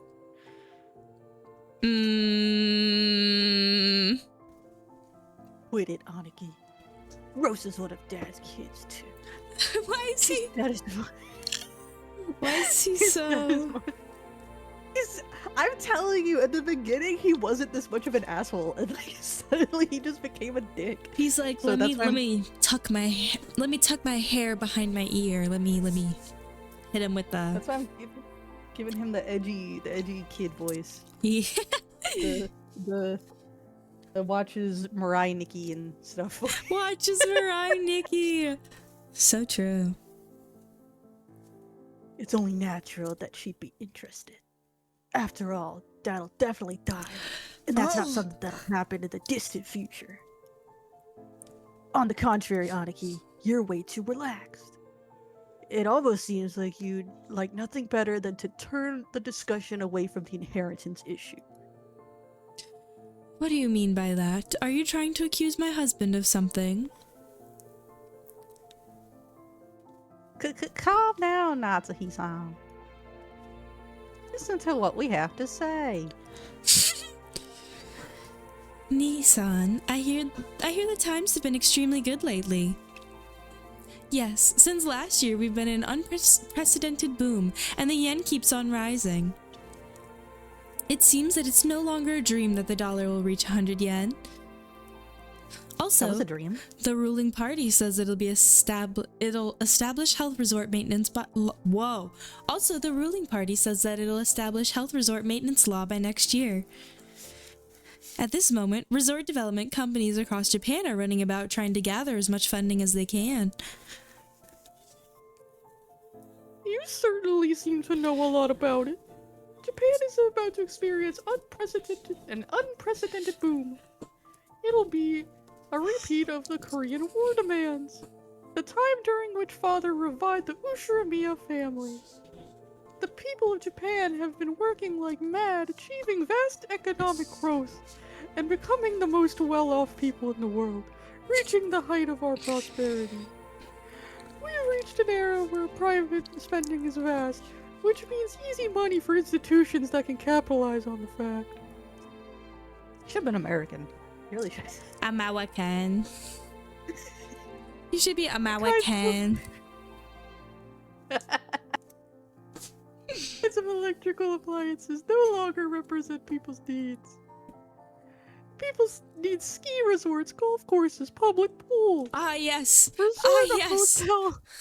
People, Resort the needs. hotels, theme parks. Maslow's hierarchy of needs. Ski resorts, golf resorts, public pools. Theme parks. Don't forget that one. Theme park. What? No way. Disneyland. Disneyland. Bro, the way that we were just talking about the Disney. Disney. He would be a Disney adult. They'd all be Disney adults. Ushiramiya Oh my God. family, 1986, Disney World. Disney World. Disneyland. Disneyland. Just a few years ago. What an excellent theme park. It's a place where even God, he is a Disney adult. He's really. it's a place where even an adult can be a kid and have fun with his family. I don't know. I've seen way more child abuse happen. At Disneyland, I feel like there's a lot of child abuse, personally. I feel like there's a lot. There's a lot. No longer do we count our sole virtue to be selfless devotion while failing to care of our own families. We have become the most prosperous people in the world, and now we can finally enjoy the benefits. Kraus fan, your foresight's nothing to sneeze at. When I heard that sort of thing several years ago, I thought it was crazy. But when I heard about the G5 Nations Plaza Accord, that all changed. The yen shot up, and I bet the price of land skyrocket soon too. Wait, It wouldn't be long. was the yen like really low in the 80s? Was it like that low? I mean, people consider it low now, so I wonder how low it was at the time. But yeah, shut up, and I'll be the price of land skyrocket soon too. Oh wait, won't be long before Japan comes the economic center of the world. You got a great sense of direction with the world's moving, Kraus-san. At least there can be no debate about that. I feel the same as Hideyoshi-san. Aniki, you can read into the next decade of history. I'll bet you got that keen sense from Dad, and it's incredible. However, he frowned. You see that? Oh, he frowned? However, unlike Dad, the timing of your predictions has been a bit off sometimes, right? Nissan, you've been starting resort projects everywhere. Convinced that Japan will I can't read tonight. Oh my gosh. We'll soon see a boom, but almost all of them continue to fail. While I'm sure that the era you predicted will soon arrive, it seems you misread the timing of that boom. You were too early. You then panicked and tried to sell everything off, which only opened the wound even further. If your nose was really so reliable, then there should be no reason for you to sell off your property. Oh. Is this proof that you mistrust your own ability? How rude! Are you trying to insult my husband? Yes, obviously. Yes. Natsuhi's forehead creased as she rose from the sofa. Ava, paying this no heed, stared at Kraus with a confident smile. Kraus, who also maintained his confident appearance, told Natsuki to sit down. Down! Natsuki, Ava's always been incapable of talking any other way. Dawn a little or your headache will get worse. Yeah, telling someone to calm down always Yeah, goes well. calm down or your headache's gonna get worse. Like, what? There's proof of your lack of talent right next to us. After all, Nissan, weren't you all excited about turning this island into a resort? You built a wonderful resort hotel and beautifully managed the garden. I'm just an amateur and don't pretend to understand, but you must have used a significant amount of money for that, right? And what is that to you? My husband's business is none of yours! Actually, that's not true, Natsuki-san. Rokinjima doesn't belong to Aniki. It belongs to Dad. Of course, To Dad. the hotel does belong to Aniki, The right? hotel, motel, Yo, holiday Inn. We got Pitbull up in here. Mr. Worldwide. In fact, we'd be more than willing to pay lodging fees for tonight. What do you think, Rosa? Well, if what I have on hand will suffice. If I can make it into a resort, this island's financial worth will rise. It is true that expenses have piled up, but we can expect a large harvest in the future. When that happens, you stand to profit as well, don't you not? Or do you not?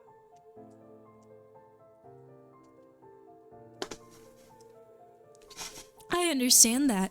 If the value of this island rises, that'll increase our portions when we distribute the inheritance. Of course, I won't ask you to divide the island and the mansion into 4 equal parts. We can just resolve that matter with money equal to the value of the property. Understand that much. What about my business makes you so dissatisfied? We aren't dissatisfied. We're uneasy. In the first place, Aniki, when do you plan to open that hotel? Left this way, you won't get anything out of it except our grubby handprints, right? That's right. It's an important tool for your business, isn't it? Surely you can't keep it locked up until the moment you open it. Buildings go bad if you don't use them and air them out every once in a while. Even so, it's a bit extravagant for a guest house that we only use once a year. Right, Rosa? That's right. Considering how wonderful it is, I'm sure it'll become quite popular once you open it. Oh, so the hotel you keep talking about is the guest house. He said it. Finally, someone said it. 'Cause I'm like, who? Ooh. Get away from me.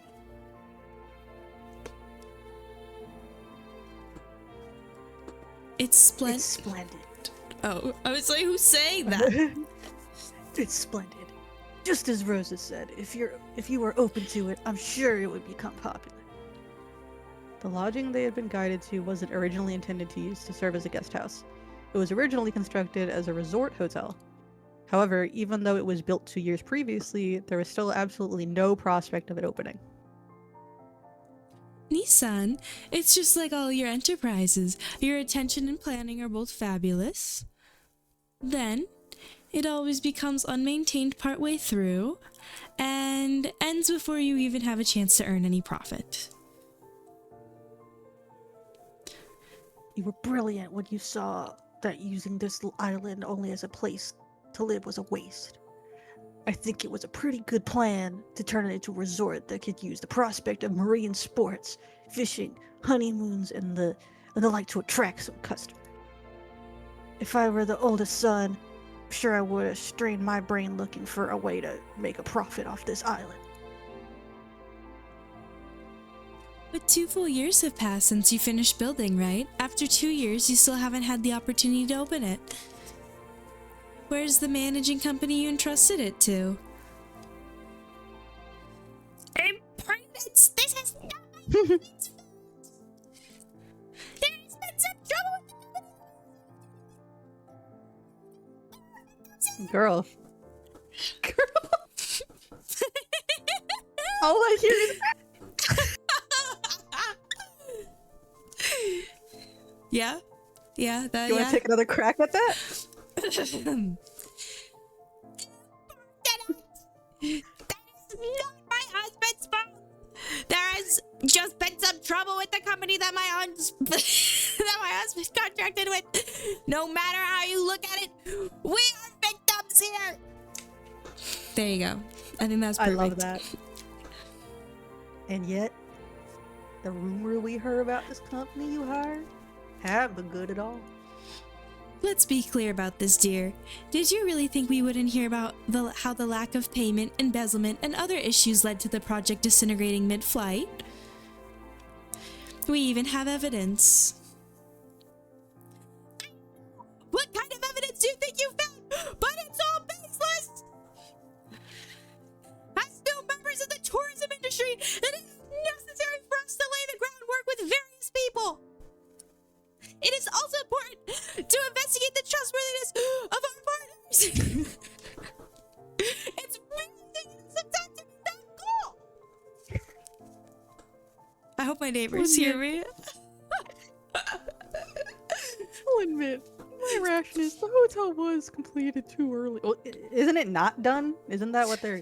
Yeah, wait, what are they? I'm confused as to what they're even arguing about now. I don't get it. However, it's not as though we're paying maintenance costs. It's a foundation that will eventually become immensely significant. Liar. Bet you want to liquidate it, but can't. After all, there's no reason for anyone to buy such an extravagant hotel on an isolated, empty island without any established sightseeing routes. Oh. And anyway, what about all the loans you made for this project? Even if you aren't incurring maintenance costs, the borrowed money that you can't return just keeps growing. Sorry, Kraus Nissan. But I've investigated the development plan for this island a bit. To be honest, I haven't heard anything good either. I can see how you might be left with that impression by looking only at the current financial situation. The forward-looking investment. I have no choice but to admit that my prediction was mistaken, and that up until now, several liabilities have been created. However, the times have finally caught up with me. I will soon regain everything that I have lost up to this point. No, actually, all of the investments I have made up until now will finally return to my possession. That's right, just like throwing away a small fry to catch a salmon. They will come back even bigger than before. I'll accept that. The resort business will probably see an unprecedented boom before long. Even though I don't know if it'll be enough to cover all your debt. However, Kraus Nissan, after all your failures in the past, who exactly do you expect to provide you with funding? And this, I'm gonna say ain't. This ain't some small amount we're talking about. Wait, how come? Yeah, it says isn't, but then did talkins. This ain't some small amount we're talking about.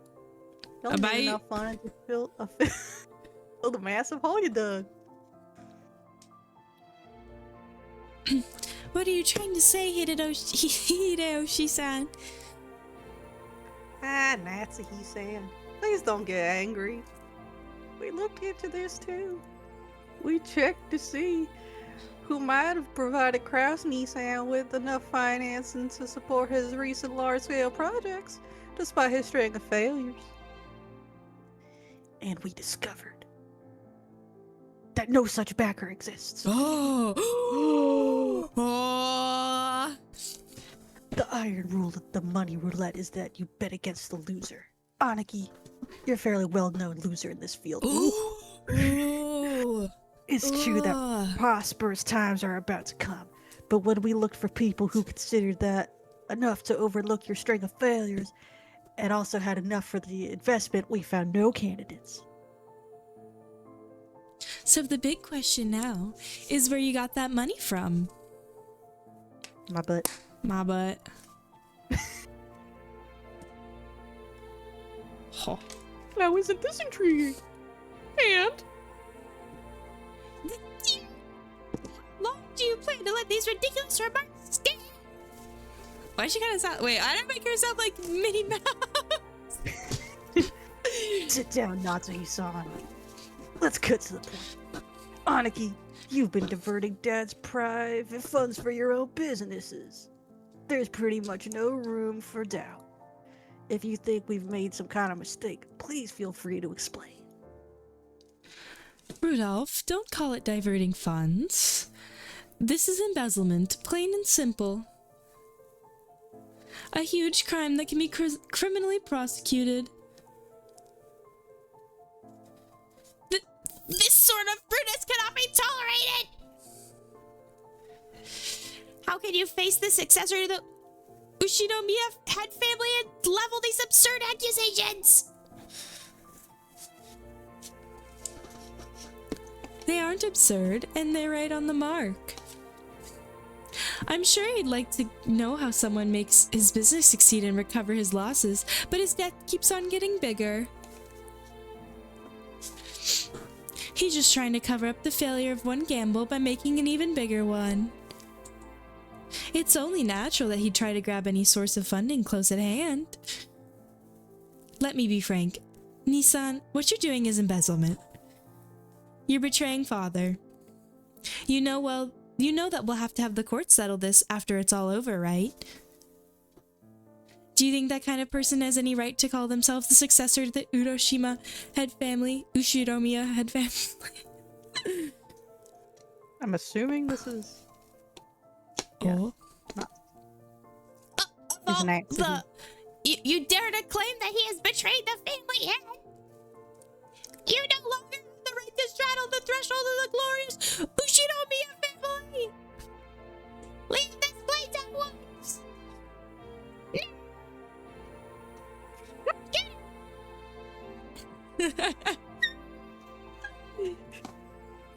I hope that was good.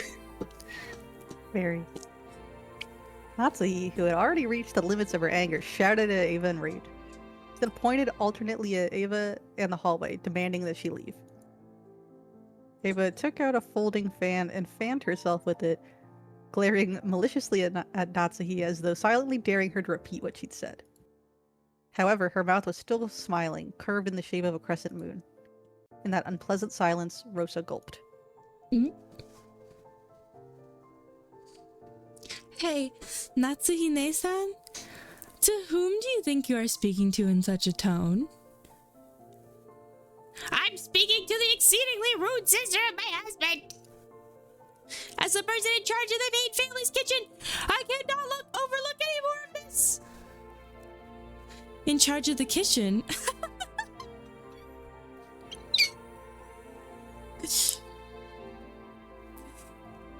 Be silent, lowly maidservant. Oh. Oh. Ava folded the fan with a snap and rose to her feet energetically. Compared to the elegance and playfulness she'd shown until a second ago, she was now unimaginably aggressive.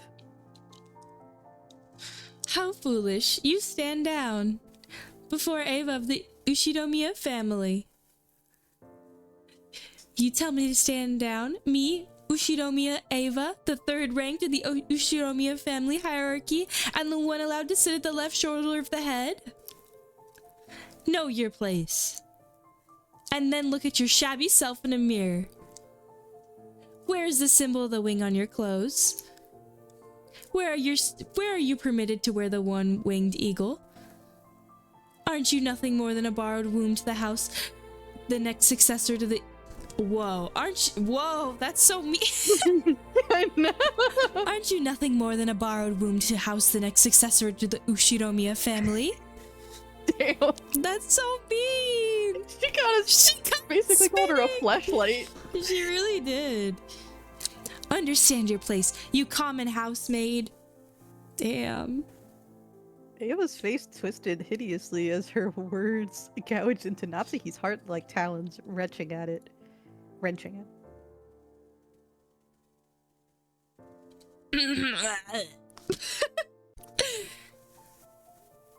There were 100 ways Natsuhi wanted to respond. However, her anger and sorrow crushed her throat, and none of those things managed to make it to her mouth. Her anger had nowhere to go, and became a single hot tear that slowly dripped down. Aww. What's wrong? If you have something to say, please do so. Come on. Eva faced her with a provocative gaze. However, Natsuhi could do nothing but tremble, her clenched fists quivering. Kraus quietly broke that powder keg tension. Oh? Did he? Natsuhi, leave your seat. You should go cool your head. What? Natsuhi, resenting the fact that her husband had not come to her aid, shifted the focus of her attack. Dear, don't you understand what they're saying about you? These people are basically calling you a traitor to father. They're making light of the fact that we protect the glory of the Ushinomiya family, even though we are constantly expending every effort to earn that glory from father. They trample all of that underfoot with their hateful rambling. And yet you don't try to fight back. What?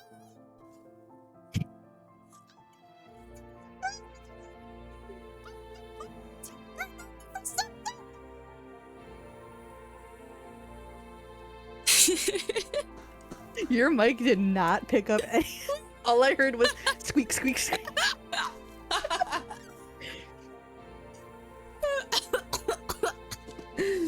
And now you tell me to go cool my head?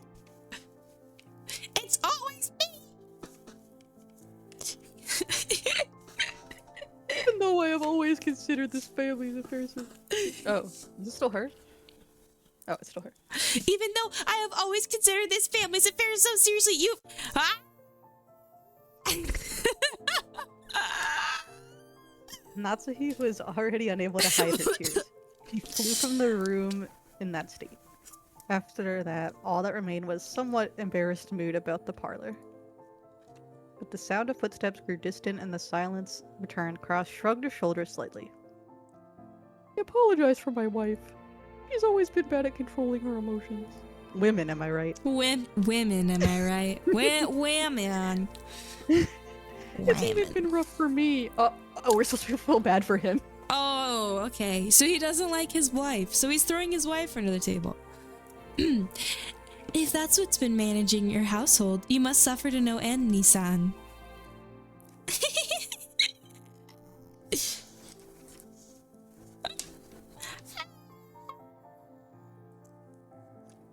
Ah! Oh, this little her.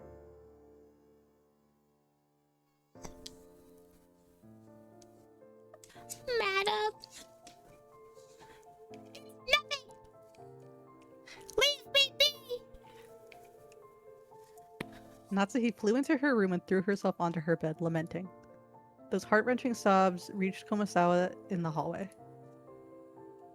Poor Madame Natsuhi. There's a deep enmity between her and Ape-sama. Oh wait, this is, I guess, her thoughts. Explaining their relationship would be very trying for me as a woman. The Ichinomiya family hold bloods in high regard, but if a woman marries and leaves the family, they are normally removed from the family register. Thus, under normal circumstances, Eva-sama should have been removed when she married Hideyoshi-sama.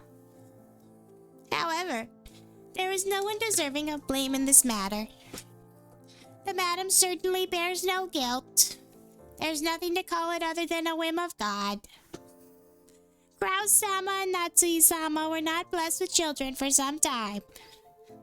After all, this is the male-dominant Ushinomiya family. A wife is merely a tool to create an heir.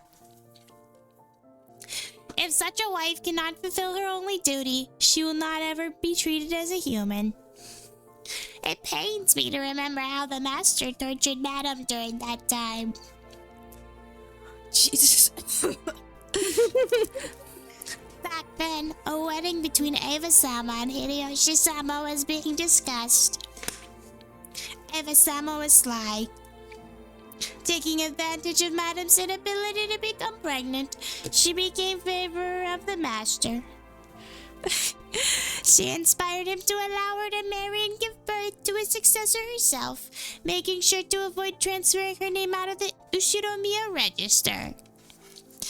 There was a vast difference in the Ushinomiya hierarchy between Madame, who married into the Ushinomiya family and was treated like an outsider, and Eva-sama, who was related to the family by blood and whose husband took on the Ushinomiya name. Furthermore, Eva-sama actually gave birth first, and to a boy. As for how much weaker Madame's position was than Eva-sama's, well, I believe you can see for yourself. I'm sure Madame is tormented by the thought that if she had only gotten pregnant earlier, the master wouldn't have accepted Eva-sama's request to keep her last name after marriage. And Eva-sama wouldn't have been permitted to act as arrogantly as she did today. However, that was not Madame's fault. All of the blame lies with God's whims and the stork that delivered Jessica late. Even so, Madame won't allow herself to see things this way. She probably can't help but cry bitter tears as a woman at her inability to carry out the duties expected of a wife. How sad. I cannot do anything except for watch over her from the shadows. Whoa! Next scene. This is a murder mystery. It's just chapter 1 is always like a slow burn. It's just no murders yet. But when it happened, it happened. We crossed the hall again on our way to the entrance. As we did, we once again spotted that witch's portrait. However, spotted is probably not the best word to describe that experience. It was more like our eyes were inexorably drawn to it. That woman's eyes and her sage-like glamour definitely had the power to make those who viewed it stand rooted to the spot. So this is the witch Beatrice. Wonder if that story's true. I doesn't believe. Back when he had asked what this picture was, the first person to tell him had been Maria. Therefore, when Battler showed signs of doubt, Maria must have felt that Battler didn't have faith in her. Of course, that wasn't what Battler meant. Maria ran up to the portrait and began banging on a plate hanging below it. Maybe the title of the portrait was written there. Maria tried to prove that she wasn't lying. Obstinately? Oh my god. Continued to hit the plate. Sorry about that. It's not like I doubt you or anything you said, Maria. That was nice. What?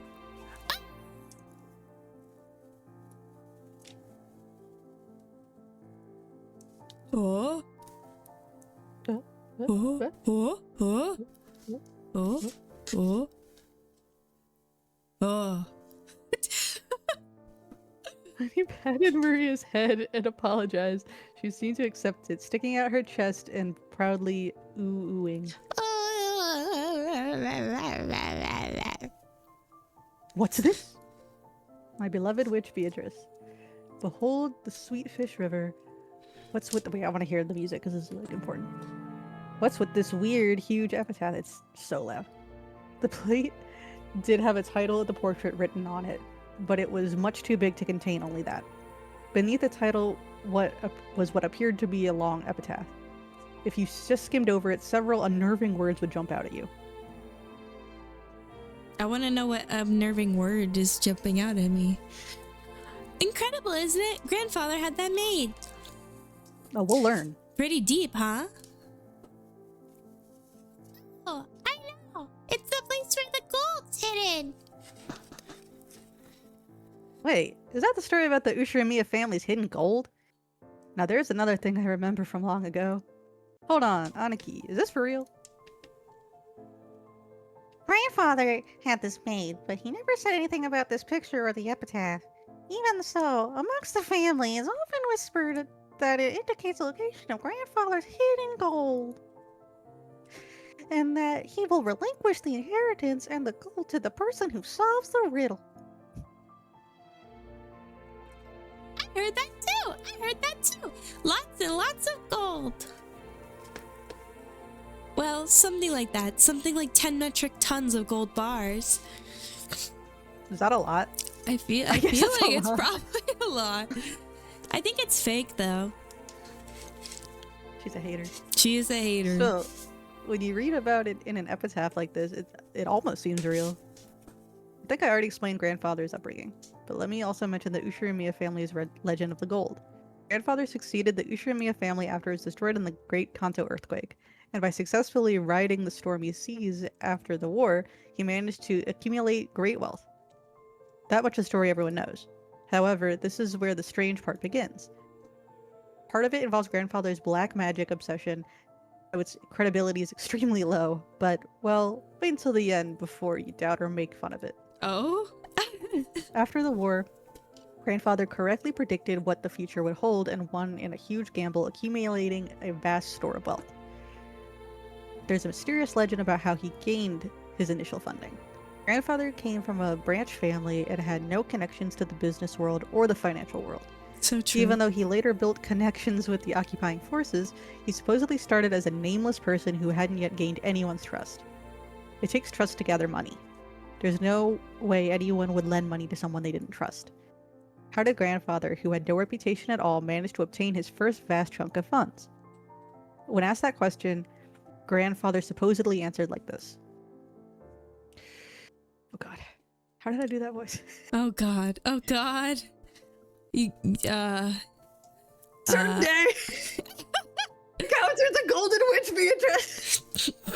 Grandfather went on and on about his... Wait.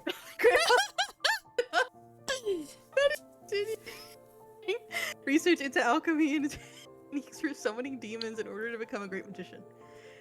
And the entity summoned was the result of a demon-calling ceremony. It was the Golden Witch Beatrice.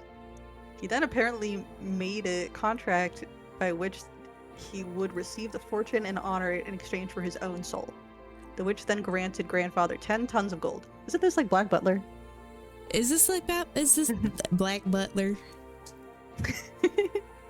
Grandfather used this gold as collateral to prepare a vast quantity of funds, which he then used to multiply his wealth many times over and revive the Ushirimiya family.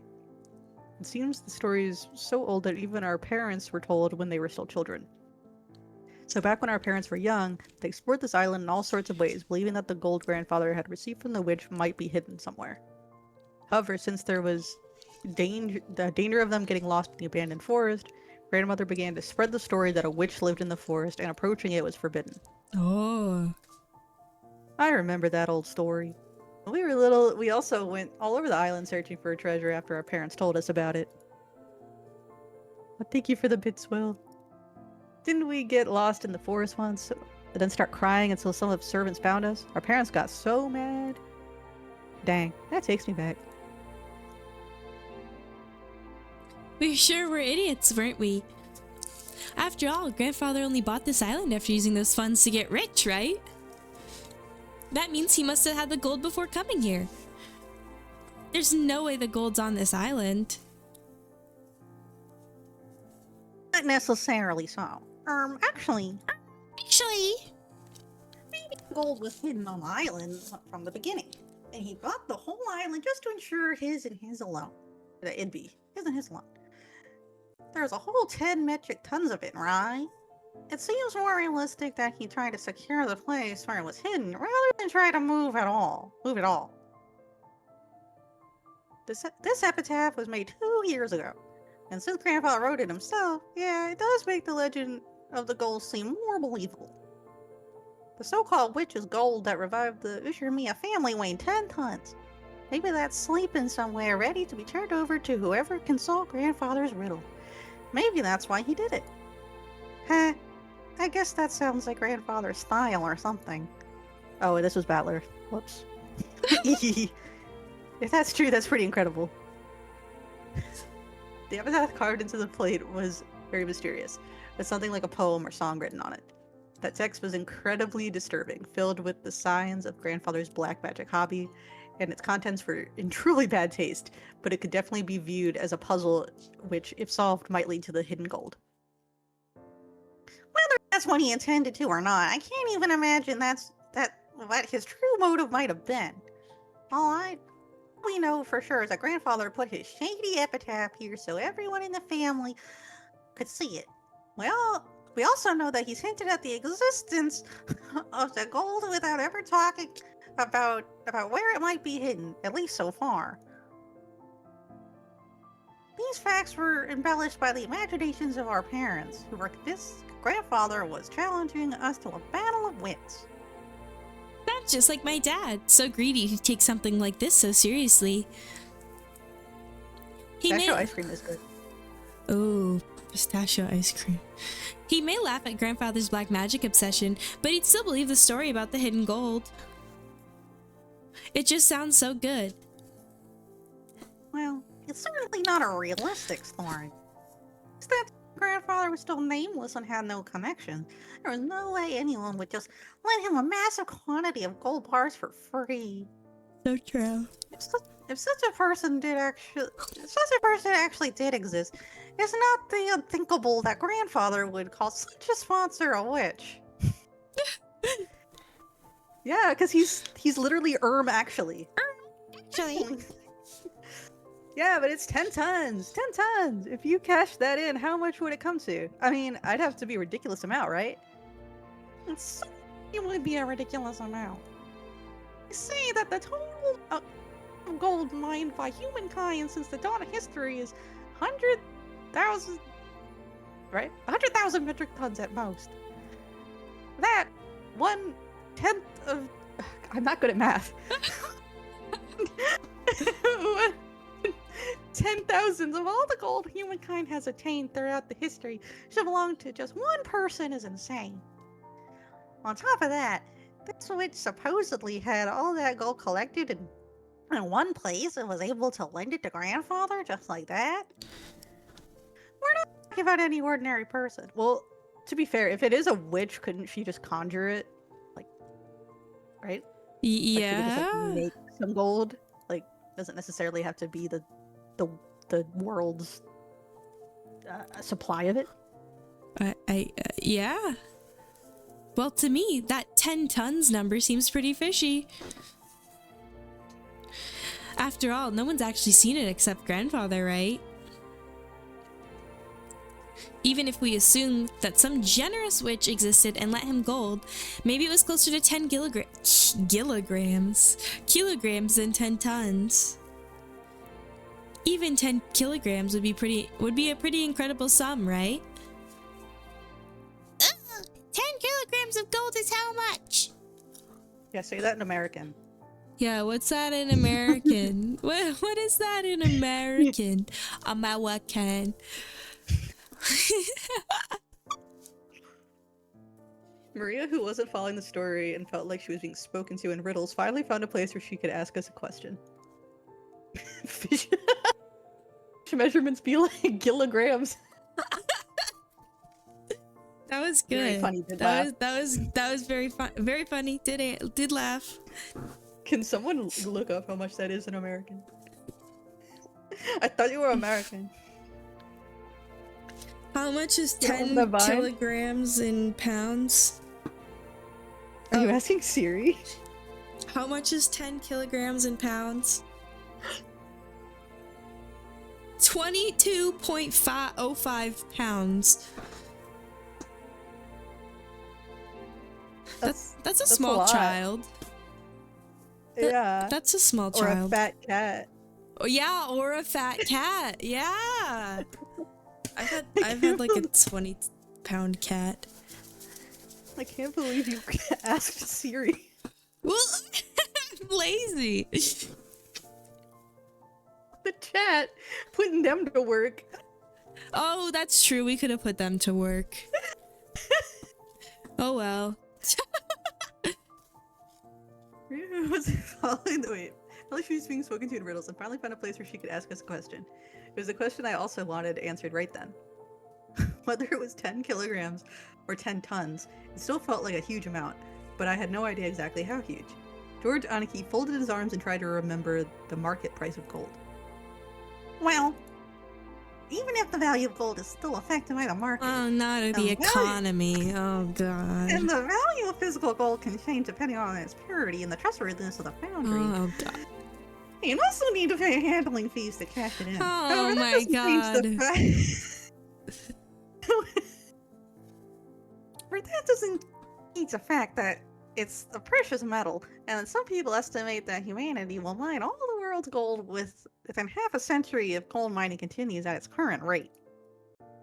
Just guessing haphazardly, I think you could expect a price about 2 million yen per kilogram. Yeah. Whoa! Just now I randomly said 10 kilograms since it sounded smaller. But even that would be worth 20 million yen, wouldn't it be? Wouldn't it? I weigh 20. See, what did I say? What did I say, small child? I weigh 28 kilograms. Which means that if we had Maria-chan's weight in gold, we could estimate it's worth over 50 million yen. What is... What? 20 That's just million... That's just unbelievable. How much would 10 tons be then? 10 kilograms is like one... Oh god. This is a lot of math. 20. Yeah. Stop, I'm so at 20 million? Is that it? I'm so stupid. I feel like my brain is off. 20 Wait. million times 1,000. 20 million. That's 20 million, right? Yes. 20 million times 1,000. Oh god. 1,000 is...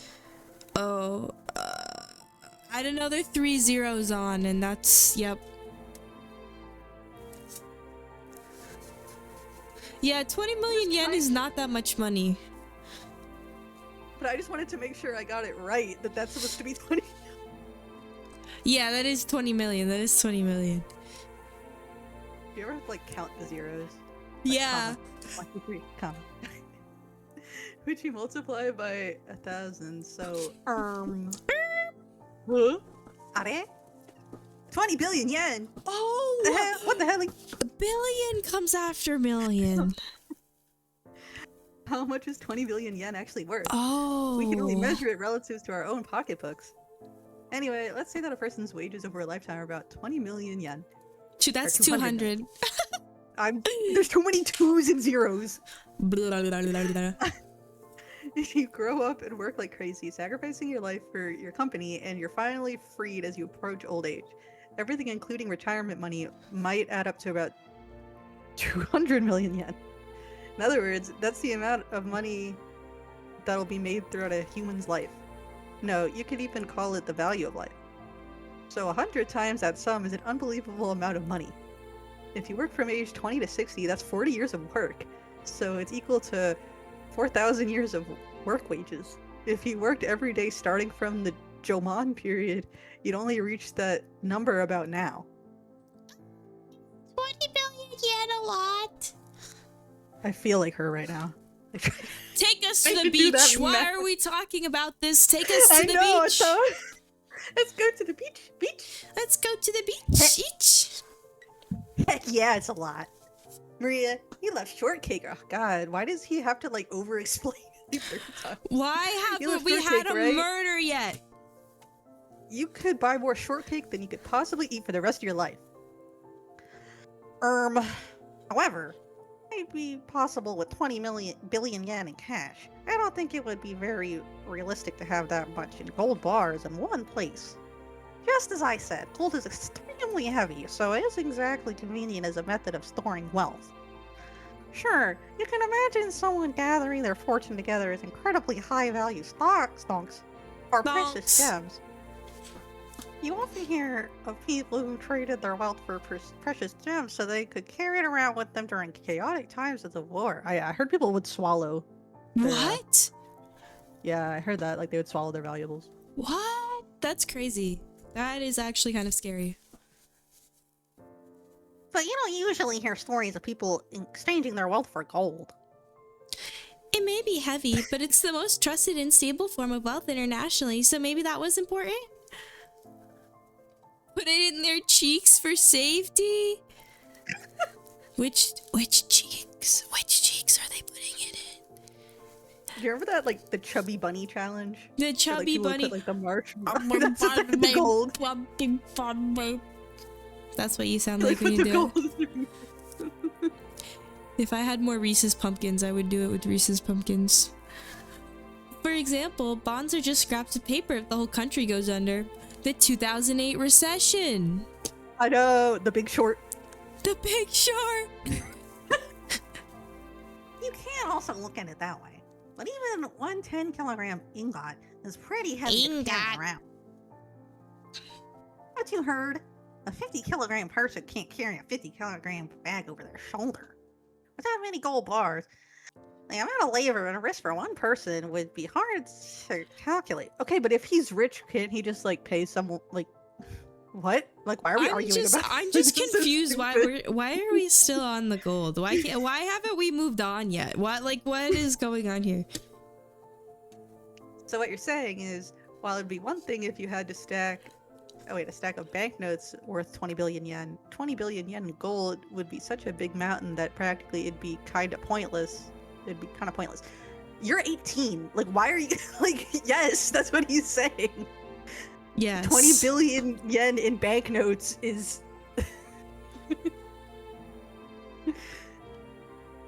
Yes. That's right. Although the legend of the gold does not have a pretty interesting ring to it, just the part about 10 tons of gold makes it pretty much impossible. If you think about it logically like that, it sounds obviously fake. Kind of brings you back down to reality. Anyway, grandfather for you. Maybe he exaggerated the story somehow. Well, a wealthy person gave him a loan by saying he got 10 tons of gold from a witch. Even if the number 10 tons feels pretty symbolic. You mean like his gratitude for the money he borrowed was worth 10 tons of gold or something? Maybe some rich man's leisured wife generously granted it to grandfather. She's saying he was hoeing around. He was She's saying he was for the streets. He is for the streets. And maybe he started calling this person a witch. That would be Witch! awful though. What if that was like I'm cheating, I'm already being unfaithful, and you're taking all my gold, and then you call me a witch? And then you call me a witch. I see. Jessica's example isn't bad. Someone who generously lend a huge sum of money to grandfather when he still had no reputation might as well be called a witch. Furthermore, grandfather actually did use that money to build. This is very Great Gatsby. This is what I'm thinking of right now. Grandfather actually did use that money to build a vast amount of wealth later on. The fact that this person was so great at judging people might also justify calling her a witch. Also, since she went to the trouble of lending all that money, she might have enthusiastically overseen how it was spent. The decision to unexpectedly get involved with the occupying forces and profit from the Korean War demands might have been inspired by the witch herself. That might explain why he claimed to have received both wealth and honor from her. I see. So in other words, this witch lent grandfather the funds necessary to revive the Ushimiya family, and he owed her big time. And then he got so grateful that he had the huge painting drawn and displayed. Yeah, that's not that crazy a story. It's even possible this person was an old granny who looked like a witch. Maybe grandfather idolized her and that's why he had her drawn to look so beautiful. Yeah, let me draw her ugly. I bet if we did ever meet this person, she wouldn't be nearly as pretty. Not his glasses being fogged up. Yeah, what? That's possible. The name Beatrice sounds pretty Western, and if you think about how everyone in our family has Western names, Beatrice. maybe even the name Beatrice is the result of grandfather trying to rearrange some Japanese person's names to make it sound Western. What name could possibly be close enough? Beatrice. I get it. Shut up. Oh wait, I think sorry, my bad. Oh, is it? Her mouth's open. I don't know. Her mouth's open. That means this pretty girl doesn't exist outside the picture. Guess. Oh no, it's you. It's me.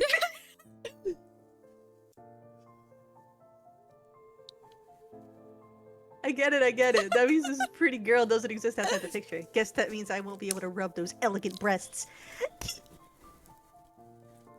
Oh my god, not me getting a raid as soon as I said that. Thank you so much for the raid, Takahara. How is your stream? Oh my god.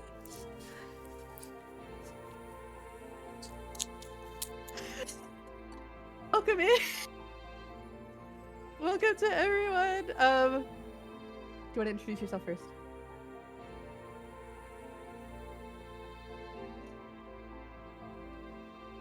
Oh, me? I'm sorry.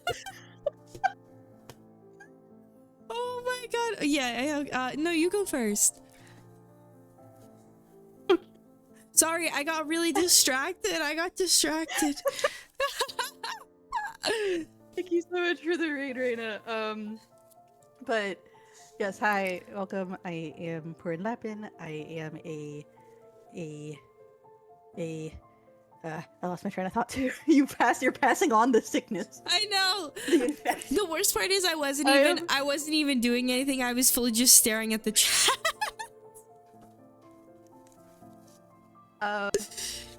Dessert? Oh, yeah, I'm a TCA. Yeah, that's what I am. There you go. I know who I am. I got it. Who socializes in reading visual novels, and I have my baby Ivy in here, and we decided to read for Spooky Month the first chapter of umiNEKO. Yeah. And congratulations on the 200, Reina. You want to introduce yourself? I'll introduce myself. Hi, my name's Ivy. I am a ex-moon priestess turned part-time librarian and full-time head empty. I don't think half the time. I'm literally not even doing anything. I'm staring at the screen and just zoning out. I don't know why it keeps happening. But welcome in. Can we get a shout out for Reina, please? Who's thank you. mod? Sorry you had to come in when I'm talking about boobies. Oh yeah, you did. I just hit 200. Woo! Hey! Yay! Congratulations! Woo!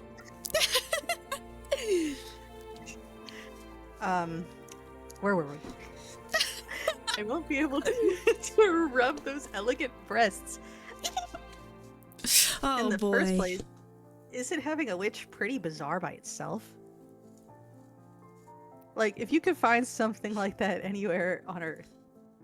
I laughed and made fun of the witch, trying to distinguish myself from the kid I was 6 years ago, who feared the witch of the forest when Maria tugged on my sleeve. Got a new model now? Ooh, I have to see your model. We'll have to see it. I laughed and made fun of the witch. Oh wait, I already said that. I could tell by how hard she pulled. Wait, I'm having a stroke. When Maria tugged on my sleeve, I could tell how hard she pulled that she was a bit upset. Hmm? What? What is it, Maria? Spit it out.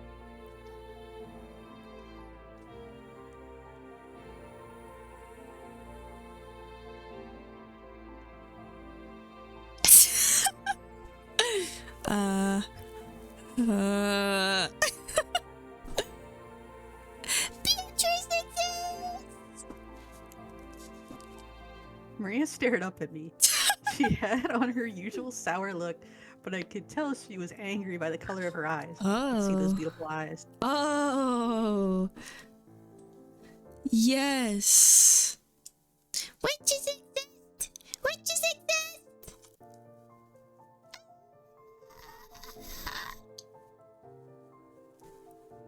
Well, they sure do exist if you turn the TV on and watch anime or something, weeb. Exist! Witches exist!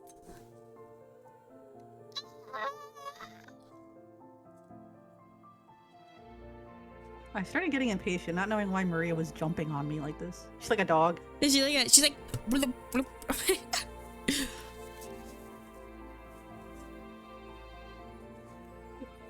Yeah, sometimes I can't hear you, so that's why I just stare at you and blink. Oh, is it peeking? Oh, hold on. Just a whittle. That makes so much more, because sometimes you're just staring at me and I'm like, I said it. I don't know what you're doing. Okay, I'll have to do everything in a lower tone, I guess. You keep we staring don't get at the me. screaming anymore. You keep staring at me. I'm like, I read it. I don't know what's I hope someone needs to do like the Curb Your Enthusiasm music to like me staring.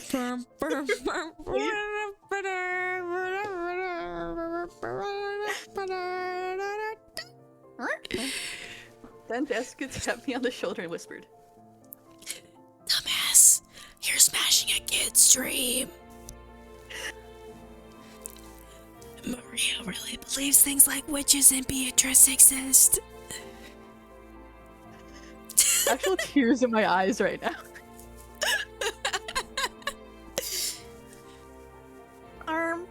Think of it, Maria Chan. In social studies at your school, when you were asked to write, what did you want to be when you grow up? You wrote witch, didn't you? I don't remember that being the class that I would say what I. She wrote she wanted to be a witch, and she was a fairy. Maria nodded seriously. Tears started to run from the corners of her eyes. Dog. I see. To a girl who wants to become a witch in the future, the existence of Beatrice is proof that witches do exist in this world, and was therefore an image that she yearned for and admired. Exist! Witches exist! But Battler still doesn't believe.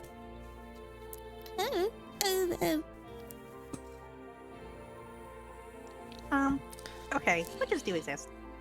I believe it. George Aniki kneeled down and hugged Maria's head. What, like put her in a headlock? Watching this, Jessica poked my thigh. So that's what this is. It's like shouting that Santa Claus doesn't exist in front of a child who believes in him on Christmas Eve.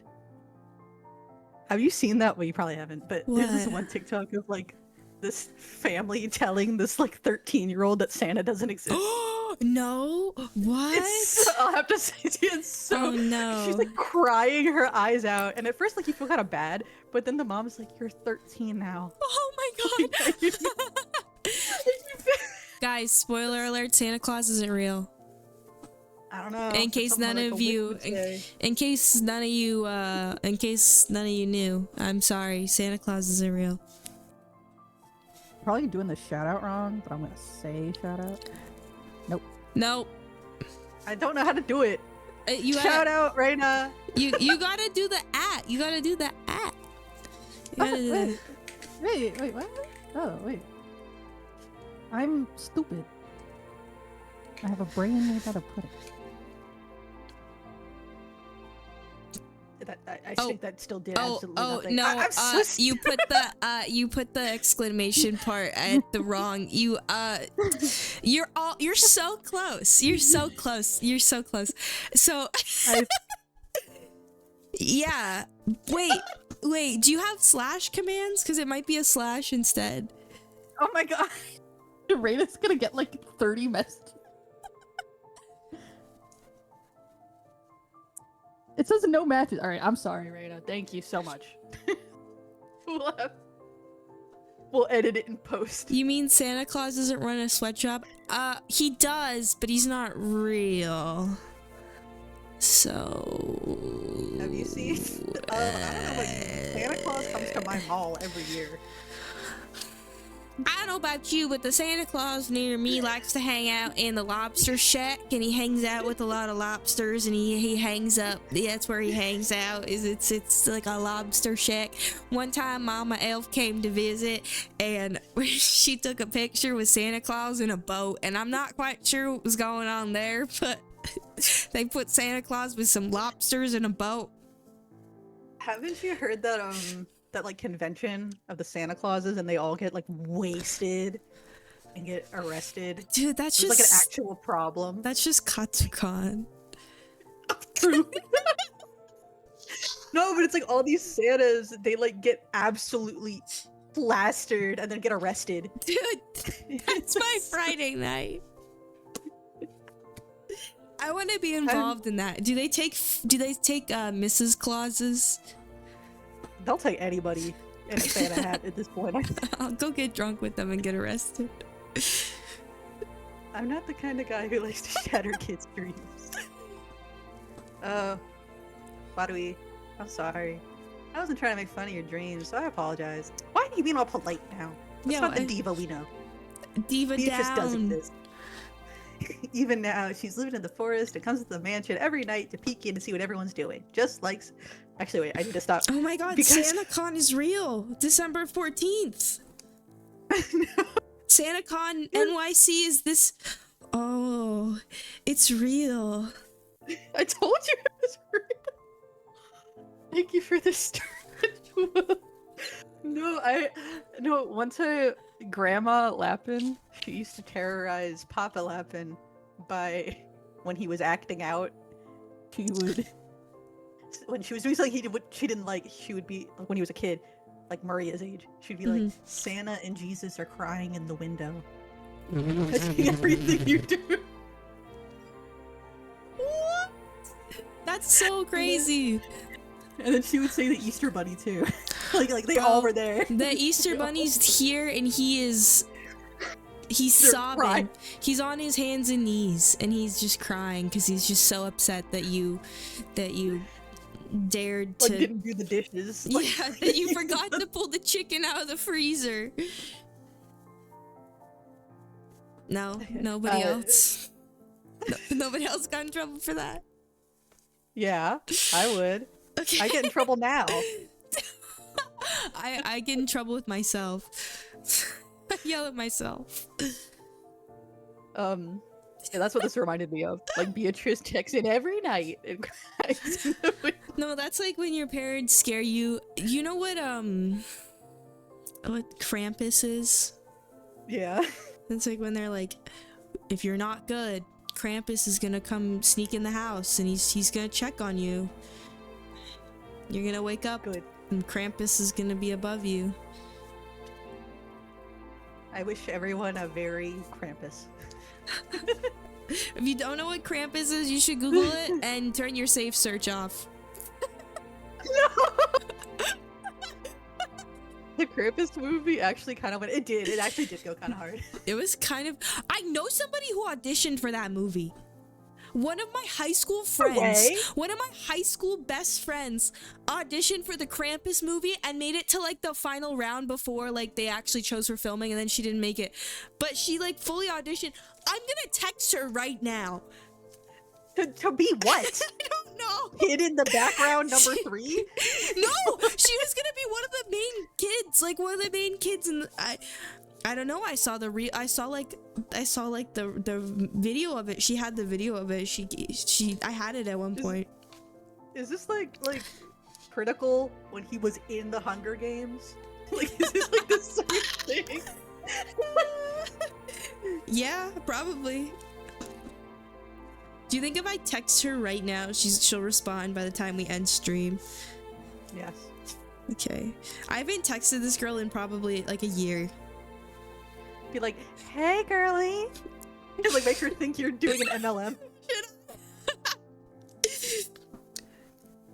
Or do I just start with, am I stupid, or... Did you mention... Wait, it might have been in middle school. I may be an idiot. Holy shit. Sorry, something really loud just banged in my house. It's Krampus. It's Krampus. He's coming for me, bro. You summoned him. You say Krampus 3 times into a phone and he... Krampus. Siri lights up.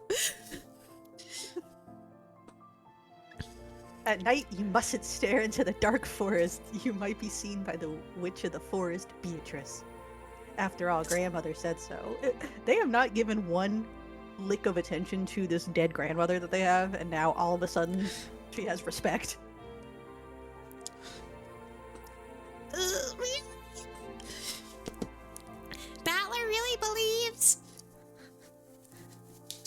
Yep, I believe. Sorry for doubting it. Come on, let's make up. This is like when Mwah. you try to backpedal on telling a kid that Santa's not real. Like, No, I said Santa is real. I said Santa. No, I did not say Santa Claus. I'm so excited for that anime, by the way. That's an actual. For what? It's called Santa, and it has to do with Santa. It's like Santa. Oh, are they gonna celebrate chicken? Are they gonna celebrate Christmas the Japanese way with KFC chicken? You know that Popeyes has a Thanksgiving, like, chicken you can buy. Popeyes has a Thanksgiving chicken. Yeah. At least they did, Popeyes, the place that makes the sandwiches. The place that makes the sandwich. I'm sorry. Would you prefer I go with the place that makes popcorn shrimp? No, the pickle lemonade. Wait, is that still around? I don't think so. Because if it is, I need to make House Elf try it. Because House Elf hates pickles. He asked for no pickles. They will be tortured. I stuck in my hand, Maria grabbed it with her tiny hand, and we made up. They make oily fried chicken. They sure do. They do, and I Right. eat it up every time. Oh, Cajun turkey returns to Popeyes for Thanksgiving 2024. It's $99. Yeah, it's very expensive. Holy shit! Never mind. Papa Lappin wanted to get it one year, and he was like, and it like sold out too. So like, even if you wanted it. Bro needs to pre-order. We need to pre-order our Popeyes fried chicken, Thanksgiving fried chicken. Holy shit. Maria didn't grumble any more than that. So George, Aniki, and Jessica were relieved. Oh. Are we going to the beach finally? Oh my. Oh, so this is where all of you were. I was sure you just left to go to the beach. Wanna go to the beach?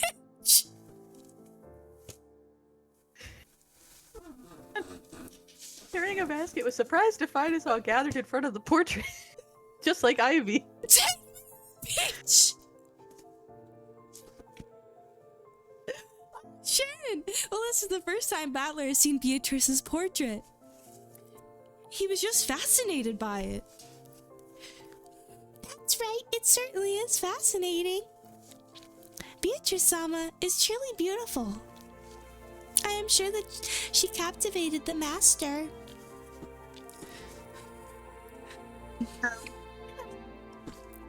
In addition to the patron theory, there's also a theory that she was grandfather's first love. Either way, although it's been several decades since he met her, even now she holds a special place in his heart. Which must mean that he's still captivated by her. Do you mean Gooner as in George? Oh yeah, please no spoilers. I forgot to say that this stream. Please no spoilers. Or is it because We're I doing just... this It might be because I just want to go to the beach. to the bitch. Bitch. I'm just tired. Why do they spend...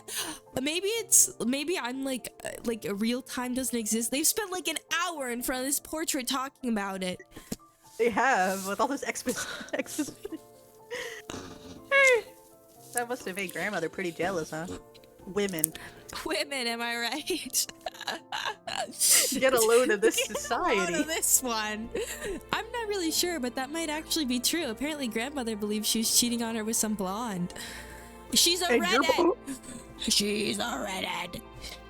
But Jessica's blonde. Jessica's blonde. Huh? Good smell. Good smell coming from Shannon. Oh, she has perfume on.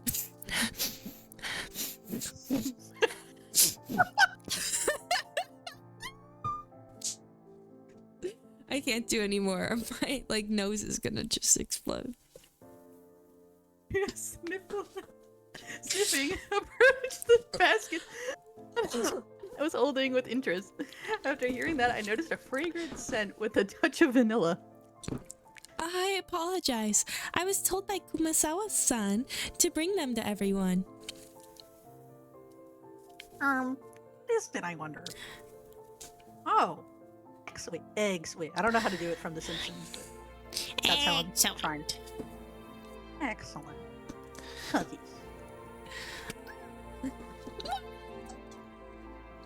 What? You peaked so hard.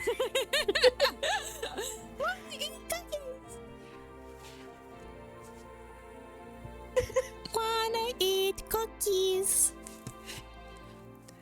I keep peeking. This is awful. This is awful. Please eat as much as you would like. But,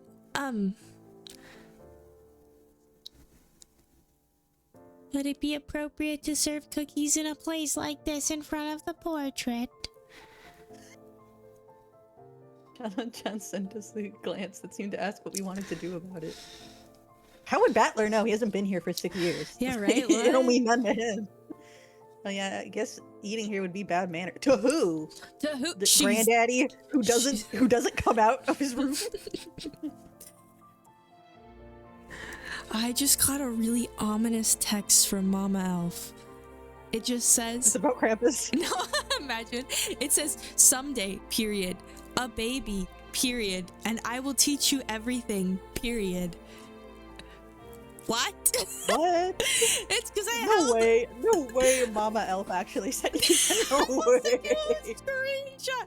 It's because today, at the library, someone who hasn't been at a library in a while, they had a kid, right? So they brought the kid in today, and I got to hold the child, and apparently I did not hold the child correctly. And then Mama Elf was like, "Oh, does it make you want a kid?" And I said, "No. If anything, it makes me want a cat," right? Wait, she didn't so you agree have- with it. I don't know. Wait, so you have to ask permission to get a cat, but not a kid? Mama Elf. Life-altering decision and have a child, but I can't adopt a cat in this.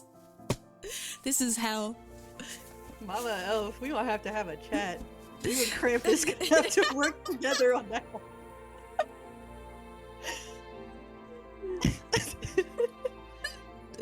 Anyways, go to war. Dude, I am going to war for the cat. Today, at the library, I forced like 5 people to sign a petition of which it said like me. It just said, it was a smiley face and it said me when cat, and then I drew a cat, and then I made my coworker sign it. I have 3 cats. You have 3 cats. Do you think if I get a cat, I should get 2 cats so that one has a friend? Yeah, just don't put in applications for 2 at the same time. Did you do that? Yeah, because kittens always get taken first, and they were both kittens, so we were like, oh, we're probably not gonna get either of them. And we got both. Ooh. You gotta So get now my hutch is very full. very full. You gotta get 2 that are Right. like siblings. Well, they all look alike. That's true. That is racist. That is racist against cats. You are being racist against cats. Okay, I can't do this. Oh, cats look the same. Yeah.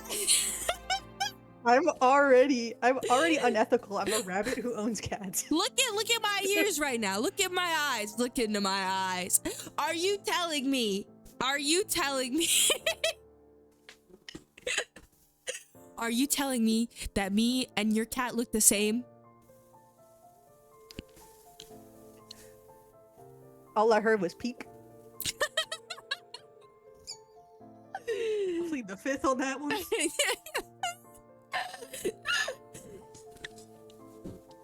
Anyways.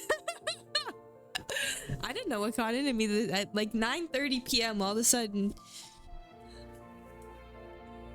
Anyways. Did you just speak? Hello? No, I just went. Have a picnic! Have a picnic! If we can eat cookies, let's go! Wait, so now they're ready to go? Yeah, why Yeah. did it take like 3 in-game years? Yeah, let's go get some fresh air. We shouldn't stuff ourselves right in front of the whip. That's the reason that they're.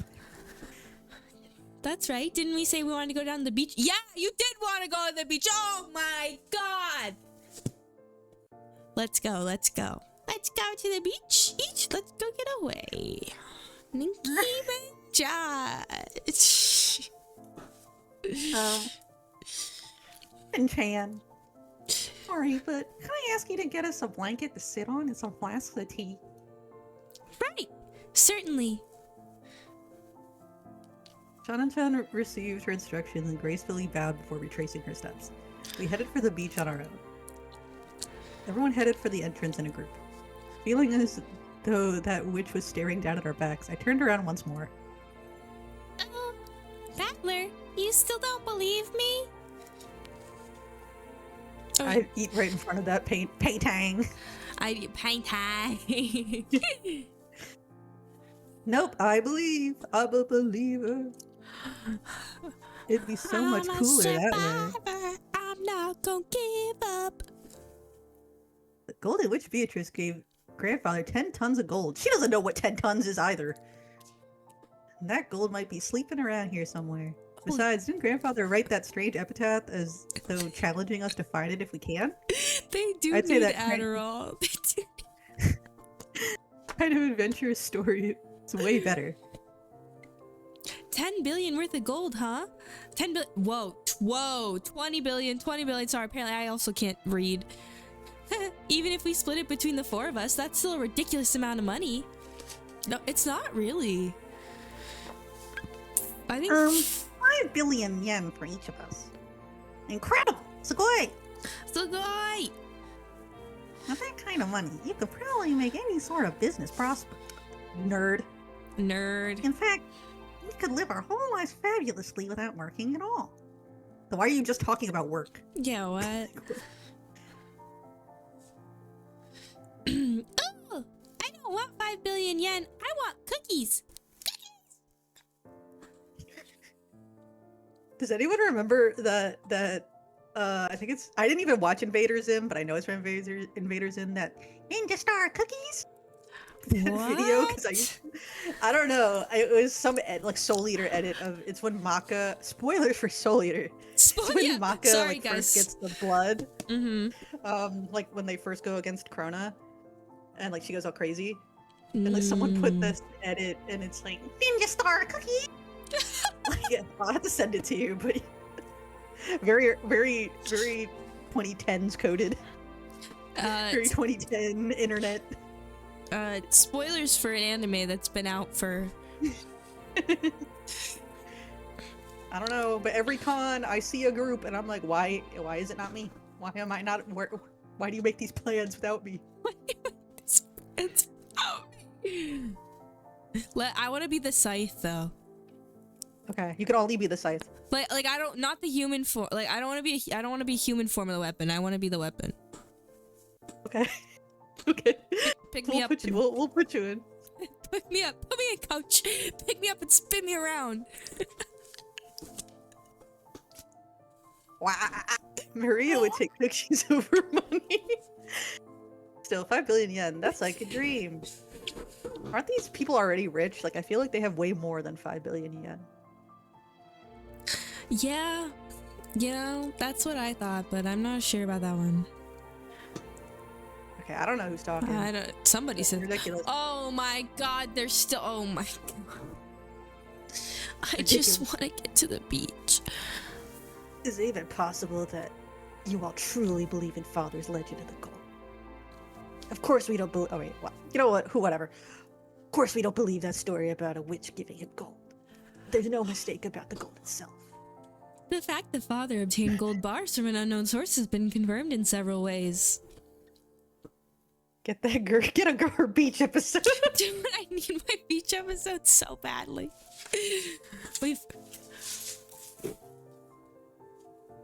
Sorry, I just got jump scared. Holy shit. We've heard that before the president. Oh, what? We've heard that before the president of the Maruso company died. Father showed him a large pile of gold somewhere. Father used that man's claim as proof that they were 10 tons worth. I got Reese's pumpkins. Oh, good for you. I'm so excited. I don't have any. Thanks for asking. I'm good. I'm gonna squinch them right in the microphone too.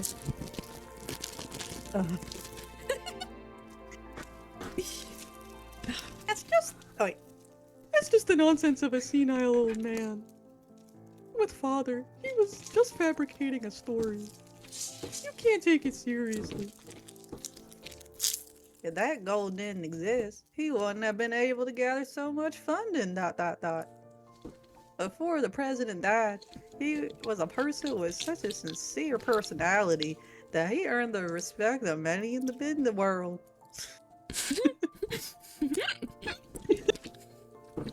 He wouldn't have become a partner.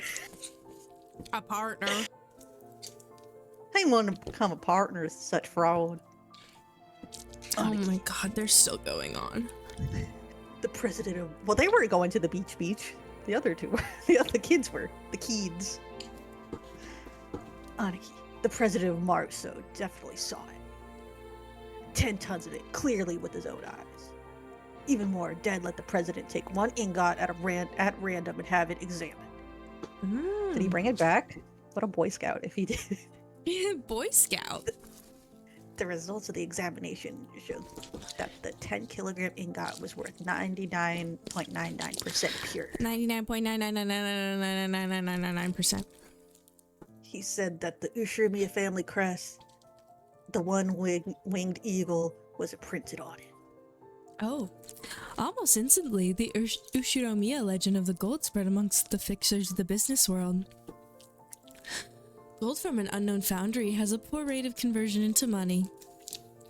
Thinking that it was a chance for decisive profits, they accepted it as collateral as a result.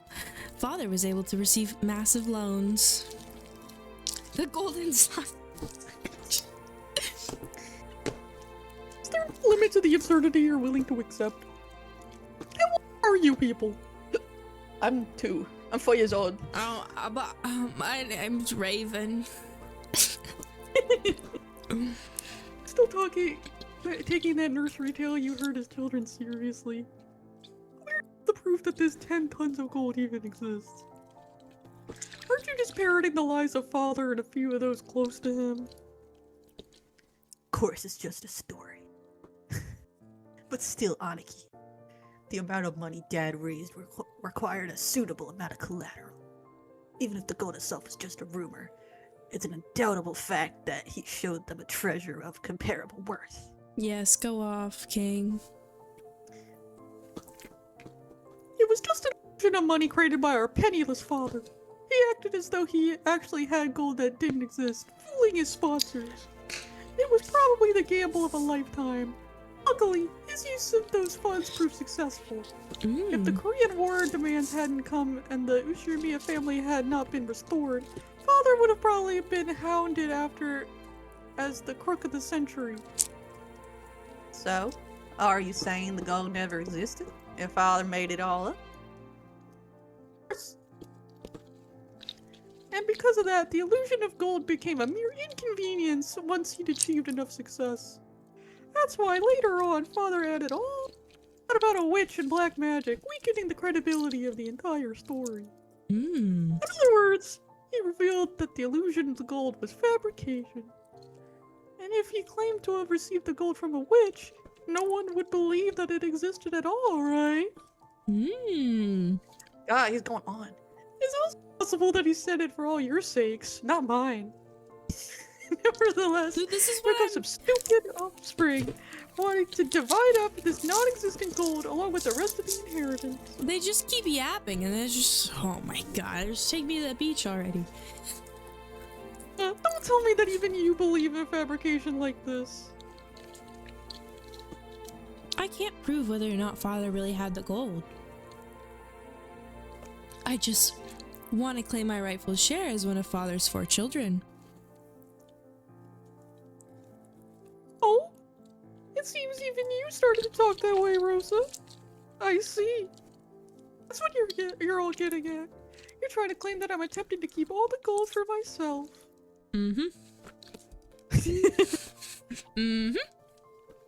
Nissan, you've gathered a massive supply of funds.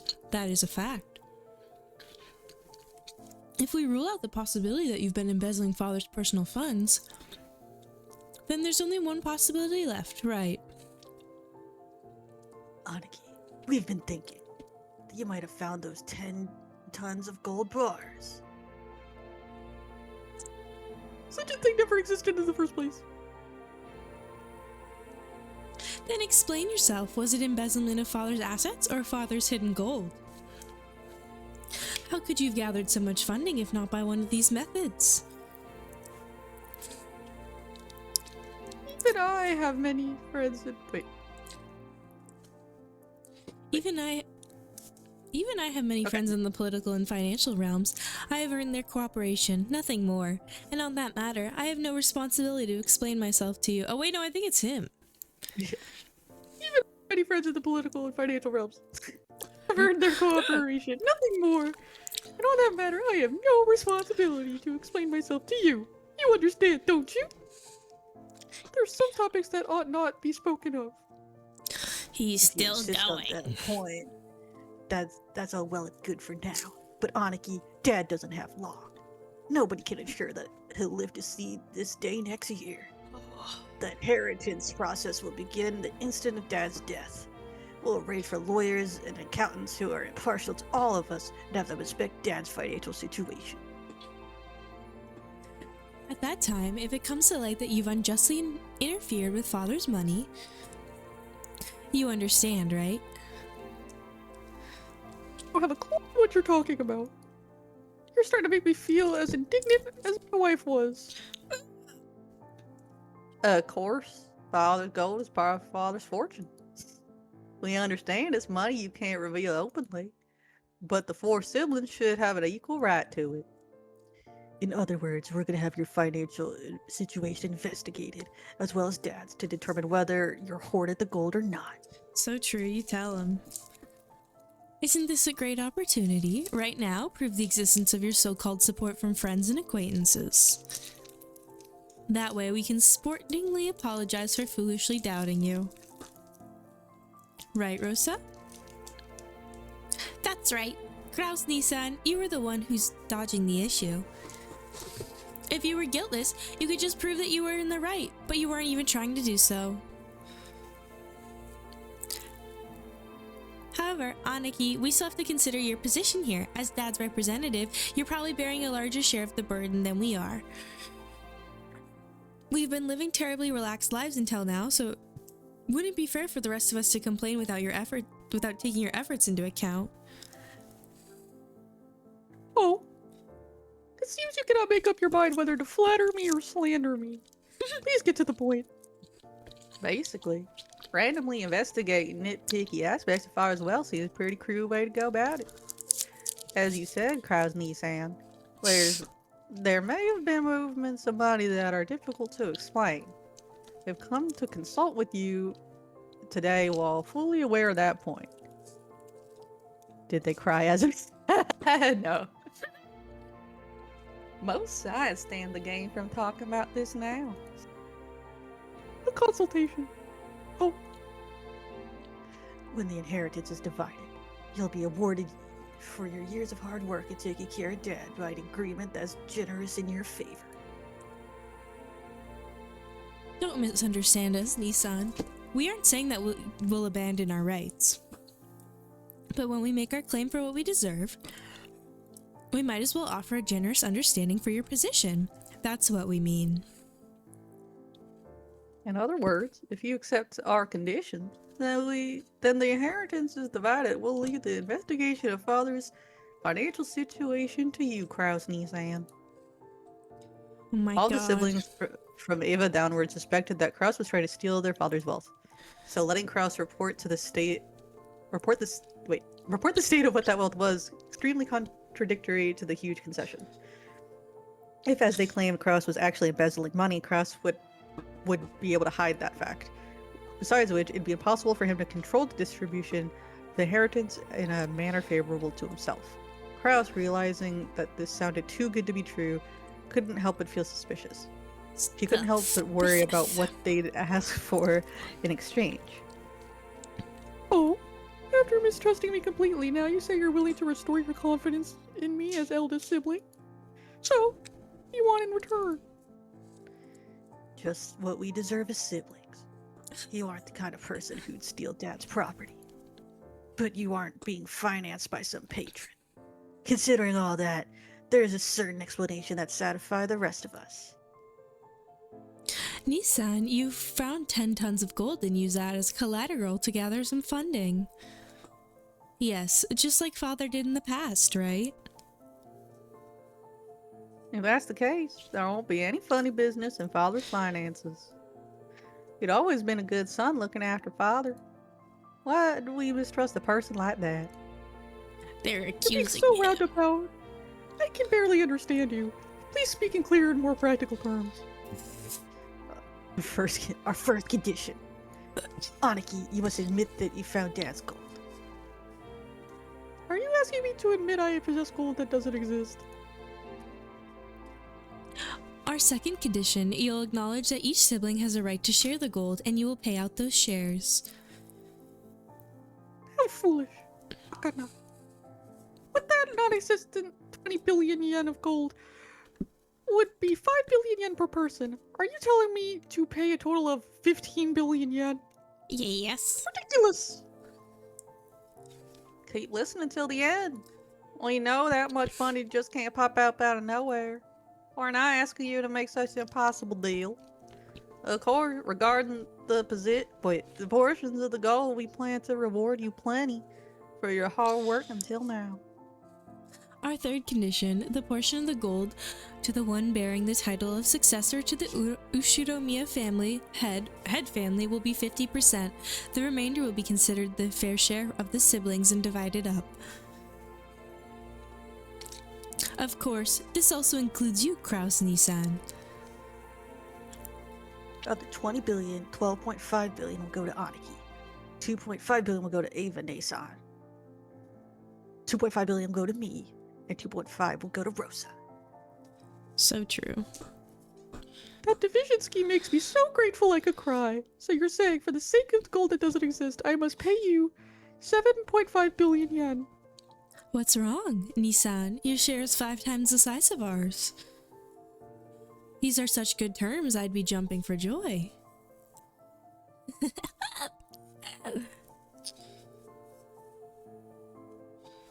Our fourth condition, the gold will be liquidated and distributed along with the inheritance at the time of Father's death. However, as a deposit, 10% of our portions are to be paid to us promptly. These payments must be made before March of next year. What do you think, Kraus Nissan? This is an ideal chance for you to restore the trust regarding the handling of Father's assets, isn't it? Of course, it might be impossible to get a whole 7.5 billion before Father dies. But it should be possible for you to make a deposit of 750 million, right?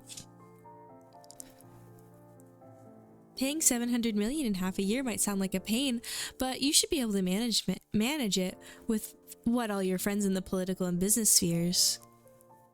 Normally, we'd hope to receive the 7.5 billion right now, all at once. But out of concern for you, we'll show our sincerity by asking for only 10% of that for the time being.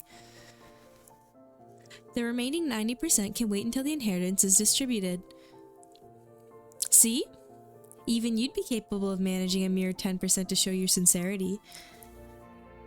So, you're trying to sell me the right to assess Father's financial situation for 150 million yen? Impressive. You all certainly have grown. To think that I'm now the one being offered deals. Nissan, if you accept these terms, the rest of us siblings will leave the investigation of Father's assets to you. However, the results of that investigation will be subject to scrutiny. It's only natural, right? We'd be sad if you managed things so that our 7.5 billion share shrank. We'll avoid complaining as a general rule. Just make sure you do it neat and tidy. As long as you don't try anything that's blatantly obvious, we've got no intention of stirring things up. We want our inheritance quickly too. We don't want it to get all drawn out and left hanging. If a complaint is made, who would carry out the follow-up investigation? We don't mind if it's you. This is probably the first and last chance for us siblings to reach a consensus. I believe it won't come to that. Looks like even you can speak up now and then, Rosa. By this point, it's obvious that Kraus wasn't at all trusted as the oldest sibling, so there's no need to go into detail. They formerly don't trust him. tyrannical oldest brother had always abused his privileges and violated the other siblings' shares. It was in response to this that the other three, now adults, were finally teaming up and striking back for the first time. Sorry, but there's more. Our fifth condition. This decision must take precedence over Father's will. Later on, we don't want some will to appear and make this decision completely irrelevant. I see that you're very cautious. Then let me ask, if the gold really were found, what would you do? Since you'll be making payments to us for what the gold's worth, the rest of us really don't care if we ever see the gold or not. You could think of our shares as an advance payment. It's good to have dreams, isn't it? You plan to turn this island into a resort, right? You might stumble upon the gold by chance during construction. Ava let out a high-pitched laugh. Kraus watched but didn't even flinch. Let me add a seventh condition before I accept. In the situation that any sibling other than myself finds the gold, they will immediately turn it over to me. Oh. Yes, of course. We'll hold on to it for you. Oh wait, I guess that was her.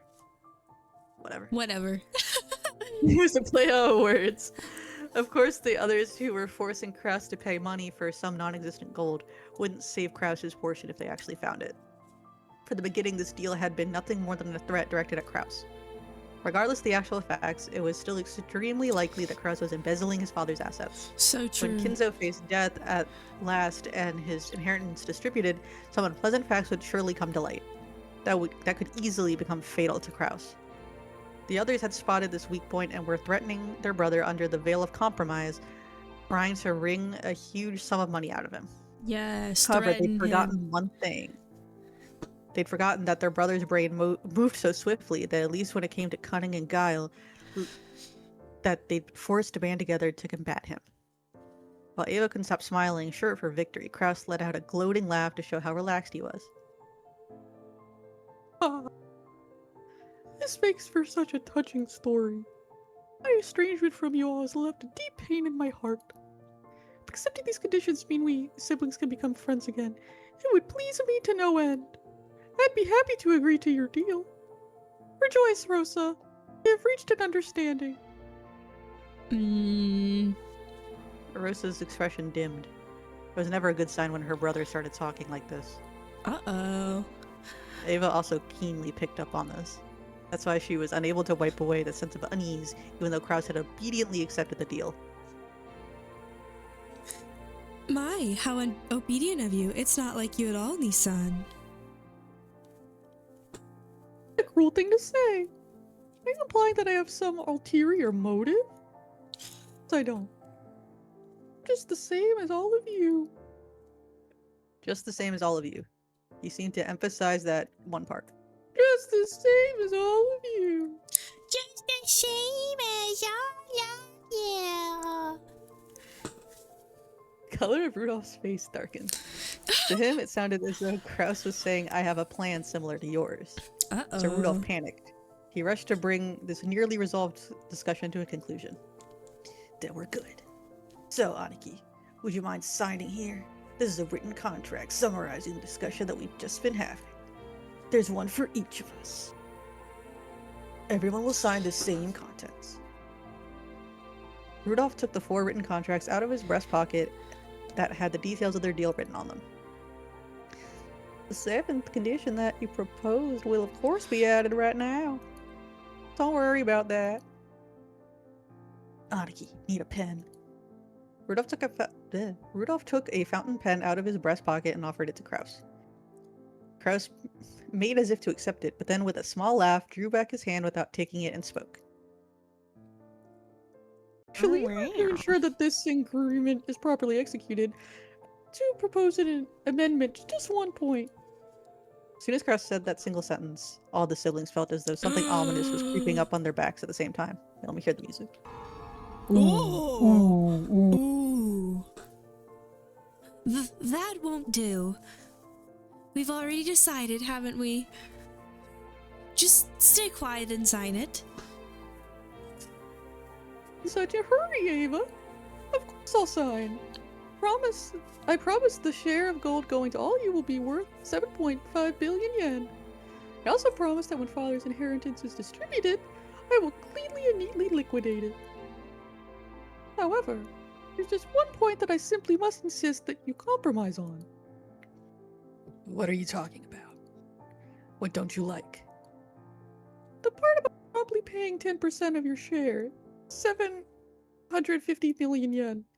As you pointed out, my financial situation is far from prosperous. While I can guarantee that I will collect on various future investments, I must admit that I'm quite poor at the present moment.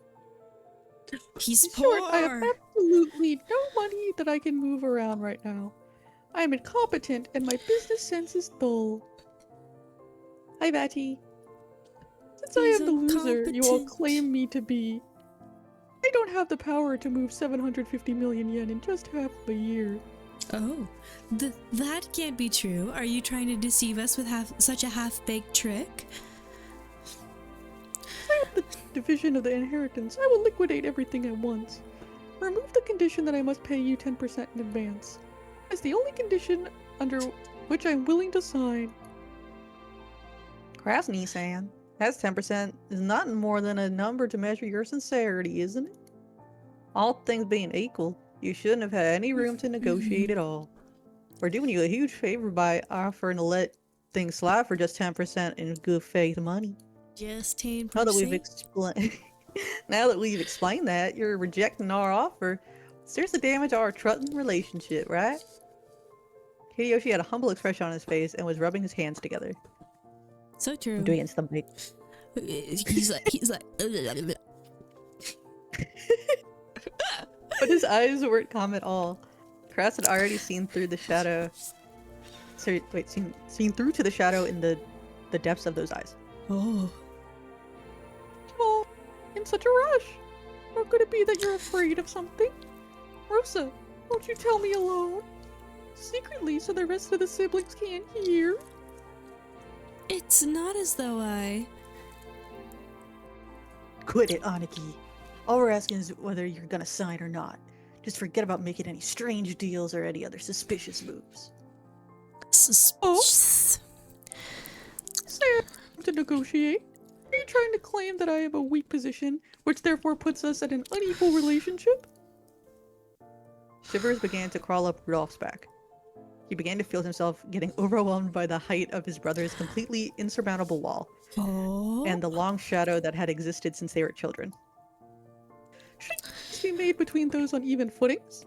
From my perspective, this deal will help restore the long-lost trust of my younger siblings and deepen the love between us. It's an old problem that's been eating at me, and I would prefer to resolve it as soon as possible. I would be overjoyed if we could resolve it today. However, it seems I'm not the only one who'd be quite glad to close this deal quickly. Am I wrong? Kras stared at each of his siblings. They avoided his gaze with an animal-like instinct. Only Hideyoshi was slow in avoiding it, so he was caught by Kras's gaze. Oh jeez. Isan, I hear your company's been doing extremely well lately. At a brisk pace, it went public and both its track record and its stock prices have soared. I'm truly jealous. Well, we aren't here to talk about my husband. It's unfortunate that you've neglected your stockholders. The stockholders! It's even more unfortunate that you were unable to solidify your base when you became stock listed. Before you realized it, some bad-natured colleagues of yours had bought up a huge share of your company's stock, right? But what about the stockholders? How could you know about that? Wait. How could you know about that? Same way you do about me. If it's possible to collect evidence proving that no one would offer a loan to me, then it's possible for me to collect evidence on you. Is it really so unexpected as that? Yeah, they are all kind of dumb to think that he wouldn't do the same thing. Yeah, what? Kraus grinned broadly. In contrast, Hideyoshi's face was rapidly turning pale. Hideyoshi's company was a restaurant chain management company that he'd started from nothing. Thanks to Hideyoshi's management efforts, the company had achieved success at repeatedly expanding its range, and had a petition to make a stock-listed company had recently succeeded. The greatest Oh. advantage of being in the stock holding system is that you can sell stock certificates and gain a large amount of financing. That amount tends to be far greater than a business's normal profits. So, in this extremely effective way to gather massive funds to expand a business even further, however, in exchange for financing the company, the stockholders gain certain rights. They're given rights that allow them to observe and guide the company if they're invested in, leading to profits even greater than the original investments. This right is guaranteed to the stockholders, and they sometimes use it to dismiss ineffectual management. The right allows them to keep an eye on management and prevent the money they've invested in the company from going to waste. However, if they use it forcibly, they can eject the former management and take over the company. After all, dismissing management and nominating new management are powers held by general body of shareholders. That power is determined by the majority of decision Yeah, of right. stockholders. What the fuck is going on? Like, I just wanted to go to the beach today. Really did. Where's Beatrice, please? Yeah, please give us Beatrice. What? I need someone to die. And people who hold stock get to cast more votes. In other words, if some person or group holds a majority of the stock, they can freely chase out the old management and make the president anyone they like. If they want, it's also possible for them to make themselves president. Most companies take various defensive measures to stop malicious people from buying up their stock and threatening their position. Oh. Whoa. Okay. I don't like that it sounds like wind, though. It's a wind tunnel. Ensuring that lots of stock is brought by those close to them, such as company employees. However, Hideyoshi's company had only recently become stock listed, and he hadn't had time to strengthen those defensive measures. Or maybe Hideyoshi was so engrossed in the management of his company that he couldn't properly understand the dangers of being stock listed. It's hard to say whether he should be viewed as a kind-hearted manager immersed in the work of management, or a foolish manager who had his feet swept out from under him. In other words, there existed some people who wouldn't let him get away with that naivety unscathed. They began repeatedly buying up stock in Hideyoshi's company, rapidly gaining such strength that they couldn't be ignored. They then sent anonymous documents to the shareholders in an attempt to gain control of a majority. The documents read, "The current management continues to make pointless investments and is ignoring the needs of the stockholders. Let us force the current management to retire, cut the current wasted investments, and let this company be born again as one that gives more back to the stockholders." I want to How do be you become a born manager again. and not extreme basic stocks? I don't know. I want to be born I don't again. know stonks. I want to be born again to when I didn't have to read this portion. It's very difficult to make an actual state of a company's management known. The fruits of Hideyoshi's sleepless nights and constant concern for his company were cruelly distorted, and he lost the trust of his stockholders. Thanks to these efforts, this group had almost collected a majority of the company's stock. At that point, even Hideyoshi noticed and started to buy back the stock, but the stockholders realized that the company was undergoing an acquisition maneuver. And each demanded a ridiculous price for the shares that Hideyoshi was trying to buy back. Nepotism. So true. Tortured Hideyoshi, who had no leeway in the negotiation of the price. One of the certainties of capitalism is that the price will rise when two parties vie for the same thing. And one of the certainties of democracy is that the majority controls everything. So in the end, whoever manages to buy up the most stock wins. Put it another way, whoever has the most money wins. Oh, Jesus. Unless Hideyoshi could obtain a large sum of money at this critical time, he could easily lose all he had built so far. Therefore, more than anything else, if he wanted a lot of money right now, he couldn't wait for the division of Ginza's inheritance, since no one knew when he would die. Wait, I want to hear the music again. Oh my god, they're still going. This feels like class. This feels like class when you can't sit there anymore. And you, Rudolph, been in quite a lot of trouble lately too, haven't you? You always hear people say it's terrifying overseas, but it seems it really is true. American trials are settled quite emotionally. Ooh, Daddy in trouble. Oh. they never had to hand down generous judgments to foreigners. Weren't you aware making a settlement with one party would be more economical in the long run? What's this all about? I kind of want to know too. Well, it's just some trouble from work. No big deal. Not bigs. Then you can't settle with money. Kyrie immediately guessed the meaning behind the subtle expression in Rudolph's face. Her husband had gotten wrapped up in some kind of trouble without her knowledge and had been worrying over it alone. That's right. In this world, anything can be settled with money. After all, it can even buy back the broken bonds between siblings. America is very fussy about violation of rights. But with more money, anything can be settled. Long live capitalism.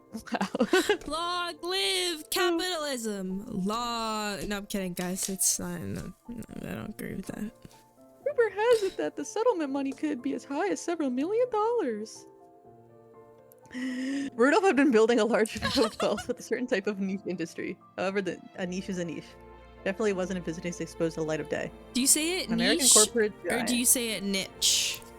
I say niche. Do you know people say niche? Yeah, I kind of hate it. I also hate sorry it. if you say it like that. Guys, I'm sorry if you say niche, but you're wrong. Is it still playing? Oh. Yes, it's still wind. An American corporate giant was trying to accuse Rudolph's company of violating their rights. For various reasons, it was thought that victory for Rudolph in this trial would be extremely unlikely, and he was being forced into an all-out surrender. But even so, there was a way for this to be resolved with money. If he could just pay the money, it might still be painful, but he'd be able to pick himself back up. But if he didn't pay, he'd lose everything. Therefore, more than anything— wait, I want to hear the music. Ah. Is this like See, I thought that is was this like like- a trial? Is a trial happening right now? Ace Attorney. Ace Attorney. More than anything else, he wanted a lot of money right now! So, you're a good and noble little sister. You get yourself involved in a dangerous money game. However, your soft-hearted nature has brought you trouble, hasn't it? In my opinion, becoming a co-signer, for anything that isn't something one should enter in lightly.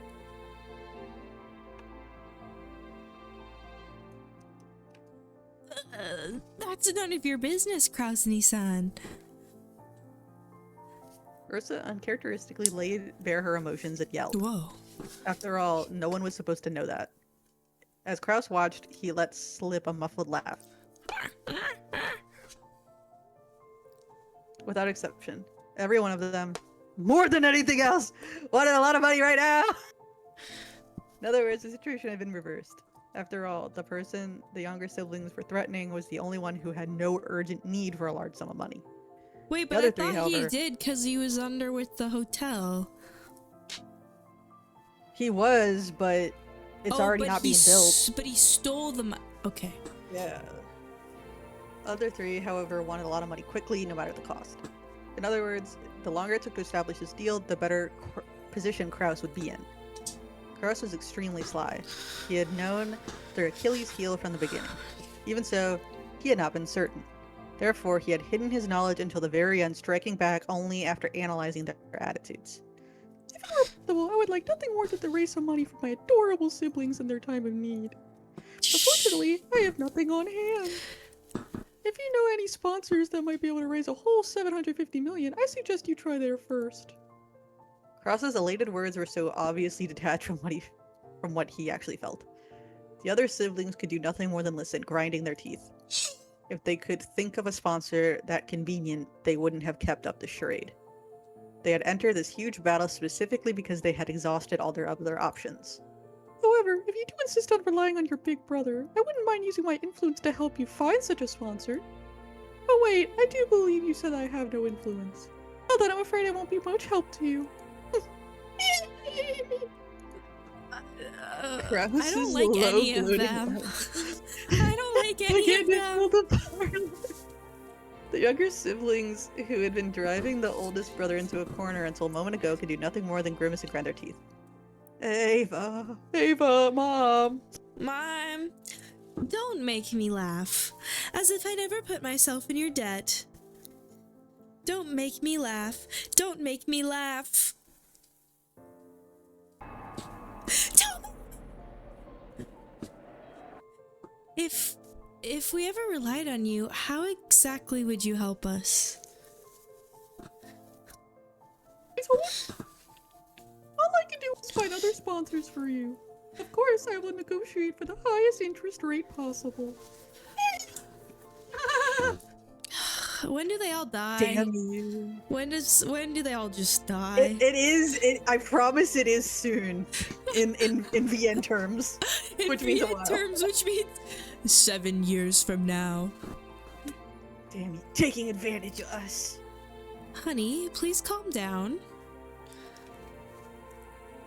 Ah, I'm extremely cool. You bastard. Kyrie grabbed her husband's hand, but that actually made him feel even more pitiful, so Rudolph shook it off. Unhand me, woman. Unhand me, woman. Krauss laughed as though he were watching something highly amusing. In times like these, it certainly would be nice to find Father's hidden gold. If you did, you could split it up into 2.5 billion yen portions right now. How's that? Oh? Oh, you're peeking now. Really, this is sad. Oh, I am? Oh, whoop. Let us all drink together. Why As is we her solve tie? the riddle. That's what I want to know. I've been looking at her tie the whole time, and it's like it's attached to her boobs. I've been looking at her boobs, not even her tie. Oh, you know, I wasn't gonna say that, but The riddle of Beatrice Epitaph and discover the location of Father's hidden gold. If we four friendly siblings work together, there's surely no puzzle we can't solve. okay. Did you laugh there? Did you Yeah. laugh? I peeked. I didn't hear anything. I went. Oh yeah, you went. There was no noise. Just gonna keep doing it.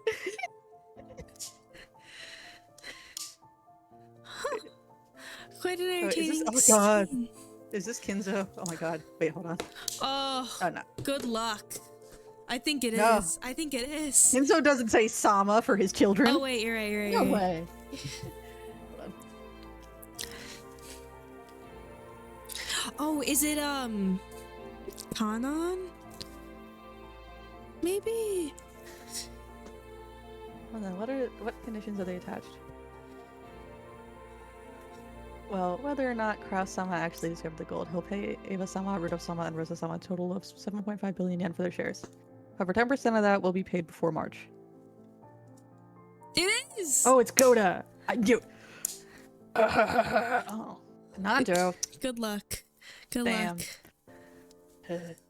Ha ha ha! Kraus, you dunce! To think that he would have his feet swept out from under him by his younger siblings. How truly amusing.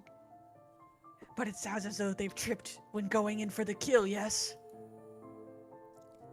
Alright, here's my really bad British accent. Yes. Oh, I've been waiting for him to come back for this. That Eva-sama and the younger siblings all have urgent need to get money. Is there even any need to expose such obvious facts? That incompetent man. What are they doing now? That conversation has been put on hold for the time being. Now, Beatrice Sama's epitaph is being discussed. Oh, they're trying to solve the riddle and find out where my gold is hidden. Yes. What else? Like, what's a stupid Yeah, question? what else would they read? Kinzo set down his spectacles and snorted. Will the miracle be fulfilled first? Or will those fools expose the gold first? What a show this will be.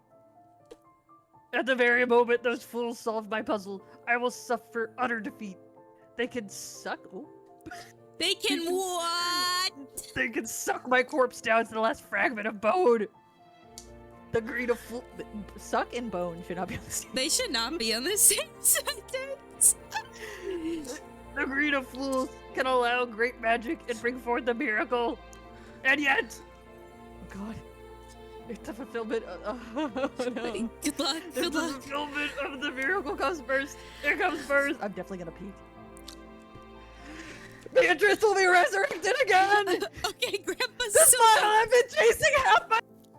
will be...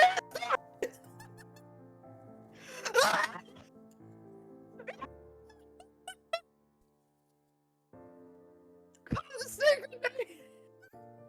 I shall put a bit upon a miracle and gave him demon self again! I surely prove the triumphant and survive! I want to have the lives of all those others! I don't need wealth or honor or assets or gold or anything! All I want to see is you smile one last time!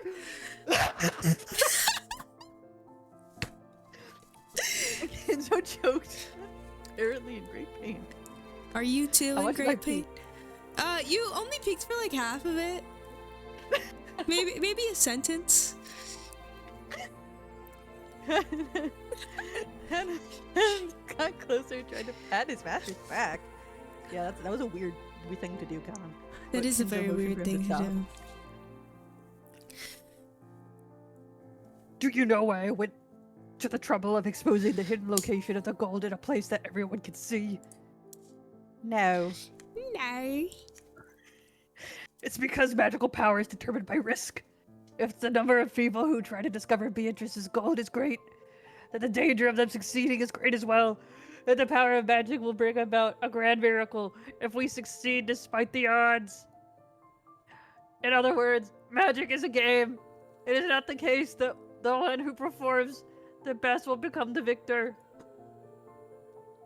The victor performs the best because he has been granted magic. Oh god. Do you see? It's similar to how the miracle of life could be granted only after winning against the divine odds of several 100 million to 1. Oh, don't talk. Oh. Okay. Is this a little difficult for you? Why got me such a dick? Yeah, My come on, man. That's fine. It all comes down to this. I will give all that I have built up to the one who solves the mystery of Beatrice's epitaph. Wealth, honor, gold, and the inheritance of the Ushrimia family. Everything that I have established. My children certainly aren't the only ones with the right to attempt to solve this riddle. Anyone who solves the riddle will have the right to gain everything, even you. Even you. Yes. However, I couldn't possibly understand such a difficult riddle. Of course, I made it difficult. Oh god. But you must try to solve it as well. That will form the seed that summons the miracle of my magic. If everyone attempts it and everyone fails, that will be that. However, if the miracles come together and give birth to a magical power, it will happen. Beatrice will revive. That is why you must attempt it too. Everyone must attempt it. And in so doing, they will give strength to my magic. Do you Whoa. understand? Oh god. Oh god. Yes. I will try. For a long while, Kenzo repeatedly muttered to himself, agitated and clutching at his head. Kanan stayed where he was, alert and unmoving, until he was given the next order from his master. Kenzo eventually realized this. Very well. Leave me. There is a bag of sweets on the liquor cabinet. You can take some with you as a reward. I'm fine. After all, I am furniture. Huh. So furniture doesn't eat sweets? Yeah, I Well, would. I suppose it stands to reason. In that case, leave me. Yes. Excuse me. Oh. Kanan bowed and left the study. As the door closed, heavy locking noise sounded out. We made it. Oh, Oh, wait. Oh, shoot. we. It was not the sound of Kanan locking the door. It was the door locking automatically. No one could enter without Kinzo's permission, and once they left, they could not enter again. It was a mechanism that Kinzo— we already went over this. Unable to trust his blood relatives, had created to seal himself up in his own study to isolate himself from the outside world. He was already unable to trust anyone accepting. Trust anyone accepting. Am I having a accept? Okay. You got this. You Not the got this. You got children- this. Not the children who shared his blood, but those servants who called themselves furniture. Oh. Oh God. Nanjo-sama, how are you feeling? Ah, Genji-san. It's just that there's no place for me to be anymore. With a bitter laugh, Nanjo turned to face the door to the parlor. That look was apparently enough to tell Genji what Nanjo wanted to say. For the most part, Genji also understood the family situation. Must have made him want to frown, knowing that right now in the lounge, the master he served was being discussed so disrespectfully. But it would have been very difficult to gather that from his indifferent expression. Still, I don't understand.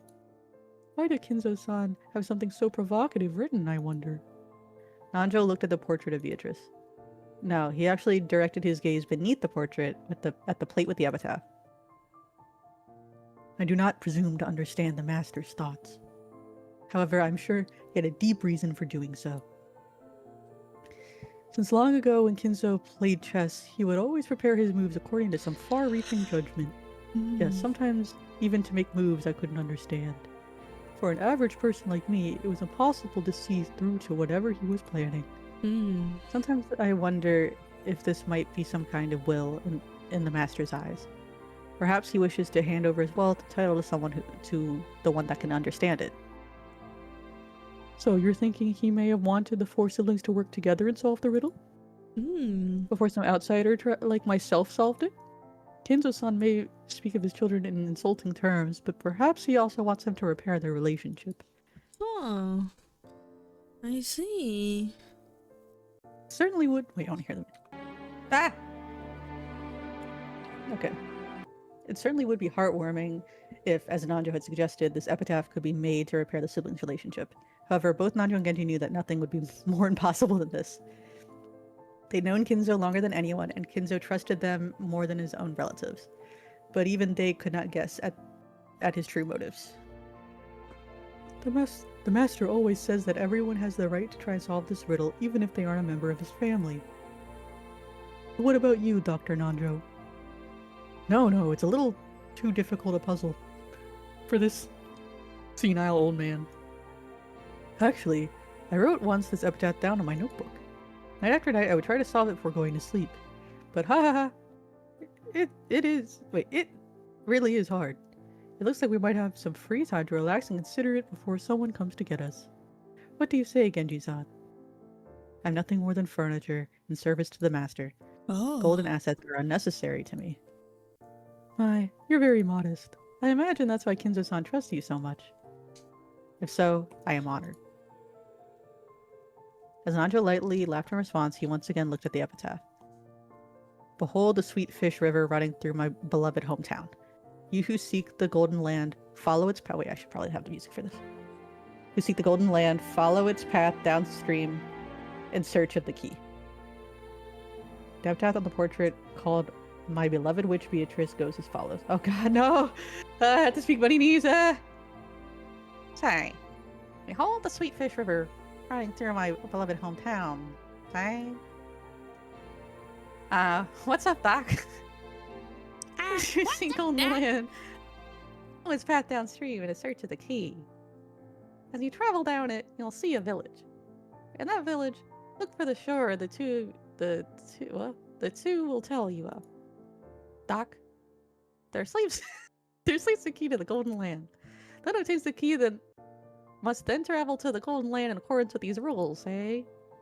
On the first twilight, offer the 6 chosen by the key as sacrifices. On the second twilight, those who remain shall tear apart the 2 who are close. On the third twilight, those who remain shall praise my noble name. On the fourth twilight, gouge the head and kill. On the fifth twilight, gouge the chest and kill. On the sixth twilight, gouge the stomach and kill. On the seventh twilight, gouge the knee and kill. On the eighth twilight, gouge the leg and kill. On the ninth twilight, the witch shall revive, and none shall be left alive. On the 12th twilight, at journey's end, You shall attain to the power of the Golden Land's treasures, once and for the last time. The witch shall praise the wise and bestow 4 treasures. One shall all be gold from the Golden Land. One shall be the resurrection of all dead souls. One shall be the resurrection of the love that was lost. One shall be to put the witch to sleep for all time. Sleep peacefully, my beloved witch, Beatrice. Sleep, please. Sleep. Fuck. Yeah. Oh. Alright, Roll alright. credits, roll credits, roll credits, roll credits. Alright, I think we're good for Oh For my now. god. I think we're gonna hold on, let me save it. Oh, what time is it? What time is it? It's only 3 3. p.m. Oh, It's okay. It's okay. it's okay. Alright, we got pretty far. Okay, okay. You know, we got... Oh, I'm switching to chatting. No rest. No sleep. Well, that was a lot of fun. I think we both... That was crazy. Oh my god. We both, used our voices. Whoa, where did my... Oh. Wait, let me switch to chatting. Yeah. Yeah. What were our thoughts on that? What were our thoughts on that? I thought it was fun. It was fun. And I'm excited for more. Thank you. I can't wait to go to the beach. Good progress. Wait, what do you... Since Homura answers so seasoned, do you think our voices fit the character? I'm not gonna lie, when I was doing the grandma for like her like monologue there, I almost had to tap out. I was like, oh no. I don't know. I thought you did pretty well as a Thank Grammy. you. Thank you. I do like your Maria voice too. Aw. The peak. Not the do you want an honest answer? No, because now it's gonna be No, mean. because now you're Yeah, gonna be mean. I think my southern accent is perfect. I agree. My I think British accent someone is needs definitely to remove, perfect. Someone needs to remove the adults' vocal cords. They need to stop talking. Why are they talking? Yap. Yap, yap, yap, You know yap, that yap. meme of like the cat with like its mouth open and like the Oh circle? yeah. It's all of them. Aw, thank you, Will. Aw, that's so sweet. Well, I'm not downloading the patch, and we already did 3 chapters of us in the voices, so it's staying. Oh, we're still doing the voices. But thank you for that. The voices. That's why we do this. The voices were very goose. The voices. We never said they were accurate. We just said we did voices, and I had to make them different. You know? How would you not know who if I was speaking as Kraus or Kinzo? That's so true. Think about that. Kinzo was 10 out of 10 though. Thank you. She was 10 out of 10. Yeah, you're 10 out of 10. Oh! We didn't get to go to the beach yet. We'll get there. Maybe when we finish, the real umiNEKO was the friends we made along the way. That was the real beach. That was the real beach. Is the friends we made along the way. Alright, everyone. Well, thanks for joining. I had a lot of fun. Thank you guys. Thank you for coming. Thank you for watching. Our voices are fried. My voice is fried. Yes. Bye-bye. Bye bye. Have a good night.